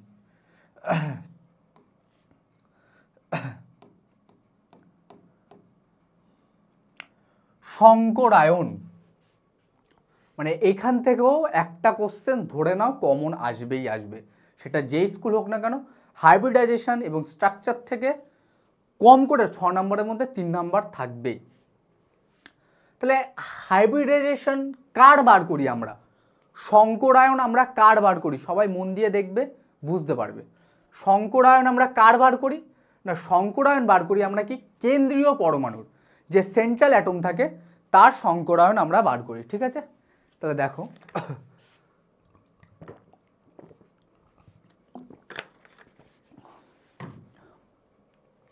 তাহলে H কীভাবে বলছে? H কি হবে? H হাইড্রোজেন নয়, H হচ্ছে আমাদের একটা, ধরো আমরা একটা সিম্বলিক রিপ্রেজেন্ট করছি H কি হবে বলছে আমাদের? কেন্দ্রীয় পরমাণুর যোজক ইলেকট্রনের সংখ্যা, অর্থাৎ valence electron of central atom. কেন্দ্রীয় পরমাণুর যোজ্যতা কক্ষে ইলেকট্রন সংখ্যা V। H এর মানটা আমাদের জানতে হবে, V প্লাস একযোজী পরমাণুর সংখ্যা, অর্থাৎ যাদের যোজ্যতা কত 1 প্লাস X মাইনাস কি বলছে? ক্যাটায়নের চার্জ তথা ক্যাটায়নের আধান। আমরা কি জানি ক্যাটায়ন কিভাবে সৃষ্টি হয়? কোনো পরমাণু যদি ইলেকট্রন ত্যাগ করে তখন আমাদের ক্যাটায়নের সৃষ্টি হয়। তাহলে কি বলছে? সেই ক্যাটায়নের চার্জ -C প্লাস কি বলছে? অ্যানায়নের চার্জ, প্লাস কি বলছে? অ্যানায়নের চার্জ, ঠিক আছে, প্লাস A ডিভাইডেড বাই 2। এটা হচ্ছে আমাদের হাইব্রিডাইজেশনের মেন ফর্মুলা, ঠিক আছে। এটা হচ্ছে আমাদের হাইব্রিডাইজেশনের মেন ফর্মুলা কি? H সমান সমান যোজ্যতা কক্ষে ইলেকট্রন সংখ্যা, যেটা আমি শিখিয়েছি। X কি বলছে? X হচ্ছে একযোজী পরমাণুর সংখ্যা। আমি লিখেও দেবো যে একযোজী পরমাণু কারা থাকতে পারে, ঠিক আছে, তোমাদের সুবিধার্থে। নেক্সট মাইনাস ক্যাটায়নের চার্জ প্লাস অ্যানায়নের চার্জ। ক্যাটায়ন অ্যানায়ন তো আমরা ভালো করে জানি, ধরো Na প্লাস একটা চার্জ ক্যাটায়নের, O2 মাইনাস দুটো অ্যানায়নের চার্জ, এইগুলো তো আমরা ভালো করেই জানি, বেসিক জিনিস। এইবার কি করে হচ্ছে সংকরায়নটা, এইটা একটু লক্ষ্য করো। বলছে H এর মান থেকে আমরা হাইব্রিডাইজেশনটা বলে দিতে পারবো। কি বলছে? যদি H এর মান আমাদের 2 বেরোয়, যদি H এর মান আমাদের 2 বেরোয়, তাহলে কি হবে সেটা? sp সংকরায়ন। যদি আমার H এর মান 3 বেরোয় তাহলে কি হবে? sp2 সংকরায়ন। ক্লিয়ার? যদি আমার H এর মান 4 বেরোয় তাহলে sp3 সংকরায়ন। ওকে, যদি আমার H এর মান 5 বেরোয় তাহলে sp3d সংকরায়ন। যদি আমার H এর মান 6 বেরোয় sp3d2 সংকরায়ন। আর যদি আমার 7 বেরোয় তাহলে sp3d3 সংকরায়ন। এই এইটুখানি জানলেই আমাদের হবে, এইটুখানি জানলেই এনাফ। 2 sp সংকরায়ন, 3 sp2 সংকরায়ন হবে, 4 পেলে H এর মান sp3 সংকরায়ন হবে, 5 পেলে sp3d হবে, 6 পেলে sp3d2 হবে, 7 পেলে sp3d3 হবে। ক্লিয়ার? আরেকটা জিনিস যেটা জানতে হবে সেটা হচ্ছে কি লোন পেয়ারের সংখ্যা।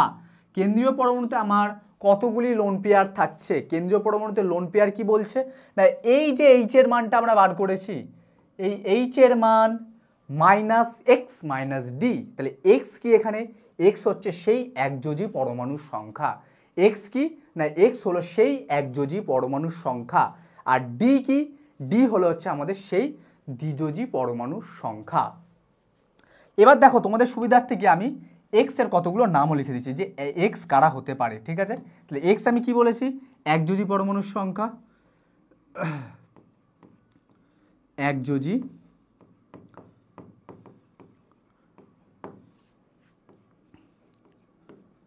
পরমাণুর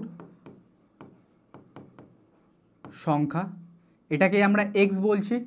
এক্স কারা হয়? পুরো হ্যালোজেন ফ্যামিলিতে যতগুলি মৌল আছে সবকটা এক্স, ঠিক আছে? তাহলে এক্স কারা হচ্ছে? পুরো হ্যালোজেন ফ্যামিলিতে ফ্লোরিন, ক্লোরিন, ব্রোমিন, আয়োডিন। আর কে হয় আরেকটা একযোজী? সেটা হচ্ছে কে? হাইড্রোজেন, ঠিক আছে? সেটা হচ্ছে কে? হাইড্রোজেন। তাহলে একযোজীতে মোটামুটি এই 5 জনকে জেনে রাখলেই হবে। নেক্সট আরেকটা কি আমরা দ্বিযোজীটা জেনে নেব। ওকে, দ্বিযোজীতে কারা কারা থাকছে?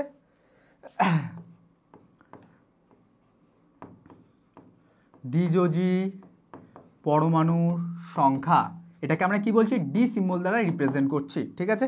ডিতে কারা কারা থাকছে আমাদের? অক্সিজেন আর হচ্ছে কি সালফার।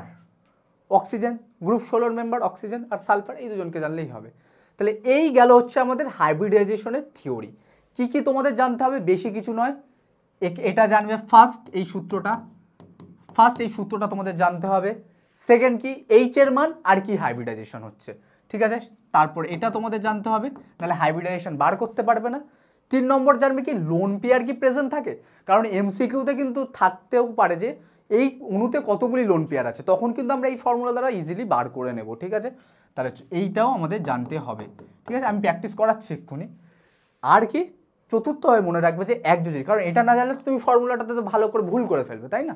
তাহলে চতুর্থ আমাদের যেটা জানতে হবে কি? এইটা জানতে হবে, ঠিক আছে? তাহলে এই 4টে যদি নিয়ম আমরা জানি, তাহলে কিন্তু হাইব্রিডাইজেশন থেকে কিন্তু যে কোনো এক্সাম, যেমন আমি বলেছি যে ভিএসসিপিআর এর শেপ নির্ণয় যে কোনো পরীক্ষায় থাকে, হাইব্রিডাইজেশন থেকেও কিন্তু কোশ্চেন কিন্তু যে কোনো পরীক্ষায় তুমি বোর্ডসের এক্সাম দাও বা কম্পিটিটিভ এক্সাম দাও, তোমার কিন্তু হাইব্রিডাইজেশন থেকে কোশ্চেন থাকবেই, ঠিক আছে? তাহলে চলো প্র্যাকটিস করা যাক। তাহলে আমি এক একটা অণু লিখলাম, ঠিক আছে? ধরো কটা প্র্যাকটিস করিয়ে দিচ্ছি, ঠিক আছে? ধরো ফার্স্ট আমি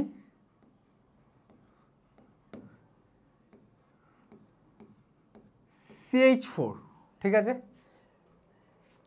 CH4-এ আমি এই স্টার মেরে রাখলাম, মানে বুঝতেই পারছো যে সবার কিন্তু কার হবে? কেন্দ্রীয় পরমাণুরই হাইব্রিডাইজেশন হবে, ঠিক আছে?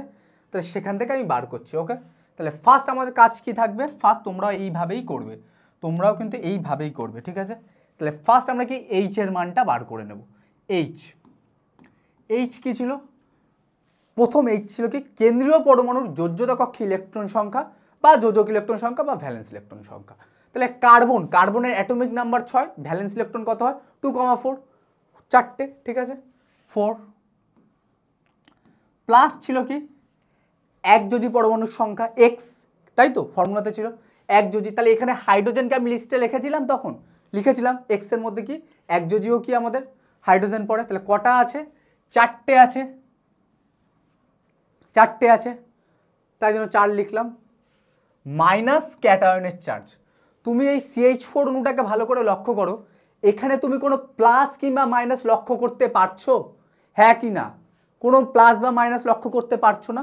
তাহলে এখানে কি হবে? ক্যাটায়নের চার্জও কি 0, প্লাস কি ছিল? প্লাস ছিল অ্যানায়নের চার্জ। কোনো অ্যানায়ন দেখতে পাচ্ছ? নেগেটিভ চার্জ কিছু আছে? +0 ডিভাইডেড বাই কত হচ্ছে? 2। তাহলে এবার কত দাঁড়াচ্ছে? 8/2 কেটে দিলে কত হয়? 4। তাহলে এইচ এর মান আমরা কত পাচ্ছি? 4 হলো। এবার আমরা একটু লোন পেয়ারটাও চেক করি। লোন পেয়ারের ফর্মুলা কি ছিল? L = H minus x minus D, এটা ছিল আমাদের লোন পেয়ারের ফর্মুলা। তাহলে এখানে লোন পেয়ার যদি আমরা একটু ভালো করে লক্ষ্য করি, এইচ এর মানটা তুমি কত পেলে? 4। তাহলে এখানে বসিয়ে দাও 4। এক্স কত আছে? কতগুলো আমার একযোজী পরমাণু আছে? 4টে একযোজী পরমাণু। এবার লক্ষ্য করো, কোনো দ্বিযোজী পরমাণু কি আছে প্রেজেন্ট? কোনো দ্বিযোজী পরমাণু কি এই মলিকুলে প্রেজেন্ট আছে? অর্থাৎ অক্সিজেন, সালফার এরা কি আছে? অক্সিজেন সালফার নেই, তাহলে এটা কত হবে 0 হবে, তাহলে 4 0। তাহলে কি এখানে কেন্দ্রীয় পরমাণুতে কোনো নিঃসঙ্গ ইলেকট্রন নেই। এইচ এর মান 4, তাহলে এইচ এর মান 4 মানে আমরা কি হাইব্রিডাইজেশন জানি, চলে আসো এইচ এর মান 4, দেখো লক্ষ্য করো এইচ এর মান 4, হাইব্রিডাইজেশন কি হবে কার্বনের এখানে sp3, এইচ এর মান 4 পেয়েছি, তাহলে কি হবে হাইব্রিডাইজেশন, এখানে কার্বনের কি লিখবো আমরা, কার্বনের সংকরায়ন অবস্থা কত হবে, সংকরায়ন অবস্থা, কার্বনের সংকরায়ন অবস্থা হবে 4। ঠিক আছে, নেক্সট দেখো আরেকটা করাচ্ছি। ধরো তোমাকে বলা হলো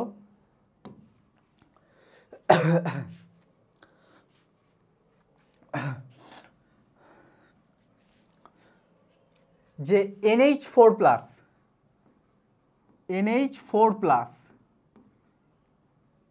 এতে নাইট্রোজেনের কত সংকরায়ন অবস্থায় আছে, NH4+ এর নাইট্রোজেন কত সংকরায়ন অবস্থাতে আছে, তার জন্য আবার আমাদের কি বার করতে হবে, তার জন্য আবার আমাদের বার করতে হবে কি সেই H এর মান। তাহলে H এর মান কত হবে, কে সেন্ট্রাল অ্যাটম কে এখানে নাইট্রোজেন, তা নাইট্রোজেনের ভ্যালেন্স ইলেকট্রন কত 5, কেউ এই ভুল করবে না যে 5টা আছে আর একটা আমাদের বেরিয়ে যাচ্ছে বলে ভ্যালেন্স ইলেকট্রন, না ওরকম হয় না, ভ্যালেন্স ইলেকট্রন যেটা থাকে সেটাই থাকে। ঠিক আছে, তাহলে ভ্যালেন্স ইলেকট্রন কত আছে আমাদের নাইট্রোজেনের 5 আমরা জানি 5, প্লাস একযোজি কটা আছে 4টে একযোজি, এক্স হাইড্রোজেন তো একযোজি করিয়েছি একটু আগে, 5 আর 4 9। এবার একটু ভালো করে লক্ষ্য করে দেখো মাইনাস কি থাকে আমাদের, মাইনাস ক্যাটায়নের চার্জ, এখানে এবার এটা দেখতে পাচ্ছ না একটা পজিটিভ চার্জ আছে, পজিটিভ চার্জ মিনস ক্যাটায়ন আছে, কটা ক্যাটায়ন আছে না একটা ক্যাটায়নের চার্জ আছে, তাহলে -1 প্লাস কোনো অ্যানায়ন নেই 0 ডিভাইডেড বাই 2, তাহলে 9 -1। এটা কি বোঝা গেল, এই জায়গাটা বুঝতে পেরেছো ক্যাটায়নটা কি করে হলো, যে মাইনাস, আমরা তো মাইনাস ক্যাটায়নের চার্জ করেছি ফর্মুলাতে, তাহলে মাইনাস একটা ক্যাটায়ন আছে তাই 1 লিখলাম, তাহলে 9/2, তাহলে 8/2 মিনস 4, তাহলে এইচ এর মান 4, কি হাইব্রিডাইজেশন, এইচ এর মান 4 মিনস sp3 হাইব্রিডাইজেশন, একটু আগে করিয়েছি। চলো দেখা যাক লোন পেয়ার আছে কিনা, লোন পেয়ারের ফর্মুলা কি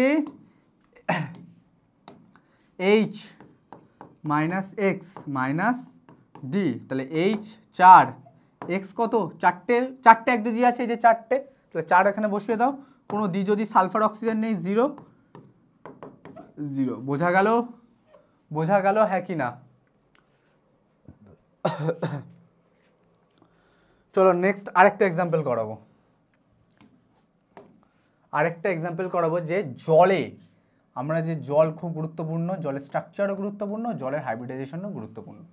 তো H2O-তে অক্সিজেন পরমাণুর কত হাইব্রিডাইজেশন দেখা যায়, এই যে অক্সিজেন পরমাণুর কত হাইব্রিডাইজেশন দেখা যায়, তো চলো কুইক তাড়াতাড়ি করা যাক। ঠিক আছে, H ইকুয়াল টু অক্সিজেনের ভ্যালেন্স ইলেকট্রন কটা 6টা প্লাস 2, দুটো একযোজি আছে তাই জন্য 2 লিখলাম, মাইনাস ক্যাটায়নের চার্জ 0 প্লাস অ্যানায়নের চার্জও কত 0 ডিভাইডেড বাই 2, তাহলে 6 আর 2 8, 8/2 2 মিনস 4, তাহলে এইচ এর মান 4 কত হাইব্রিডাইজেশন হচ্ছে আমাদের, এইচ এর মান 4 মানে হচ্ছে আমাদের সেই আবার sp3, সবকটা এক্সাম্পলে sp3 হয়ে গেছে বেশি। ঠিক আছে, দেখো নেক্সট, আর লোন পেয়ার কত থাকছে, এখানে তো লোন পেয়ার অবশ্যই থাকবে, লোন পেয়ার কি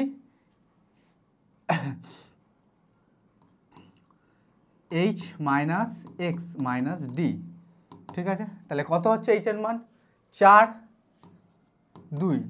এবার তোমাদের মনে হতে পারে যে স্যার ডি তো আমাদের অক্সিজেন তো আমাদের দ্বিযোজি, তাহলে কি আমি এখানে 1 লিখে দেবো, দেখো ভালো করে বুঝবে, এখানে অক্সিজেন কিন্তু কেন্দ্রীয় পরমাণু হিসেবে কাজ করছে, এখানে তোমরা চাইলে কিন্তু ডি লিখে দিতে পারবে না ওরকমভাবে, তাহলে কি হচ্ছে 0, একটু আগেই আমরা দেখেছি যে জলে দুটো লোন পেয়ার ছিল, তাহলে 4 - 2 = 2, বোঝা গেল।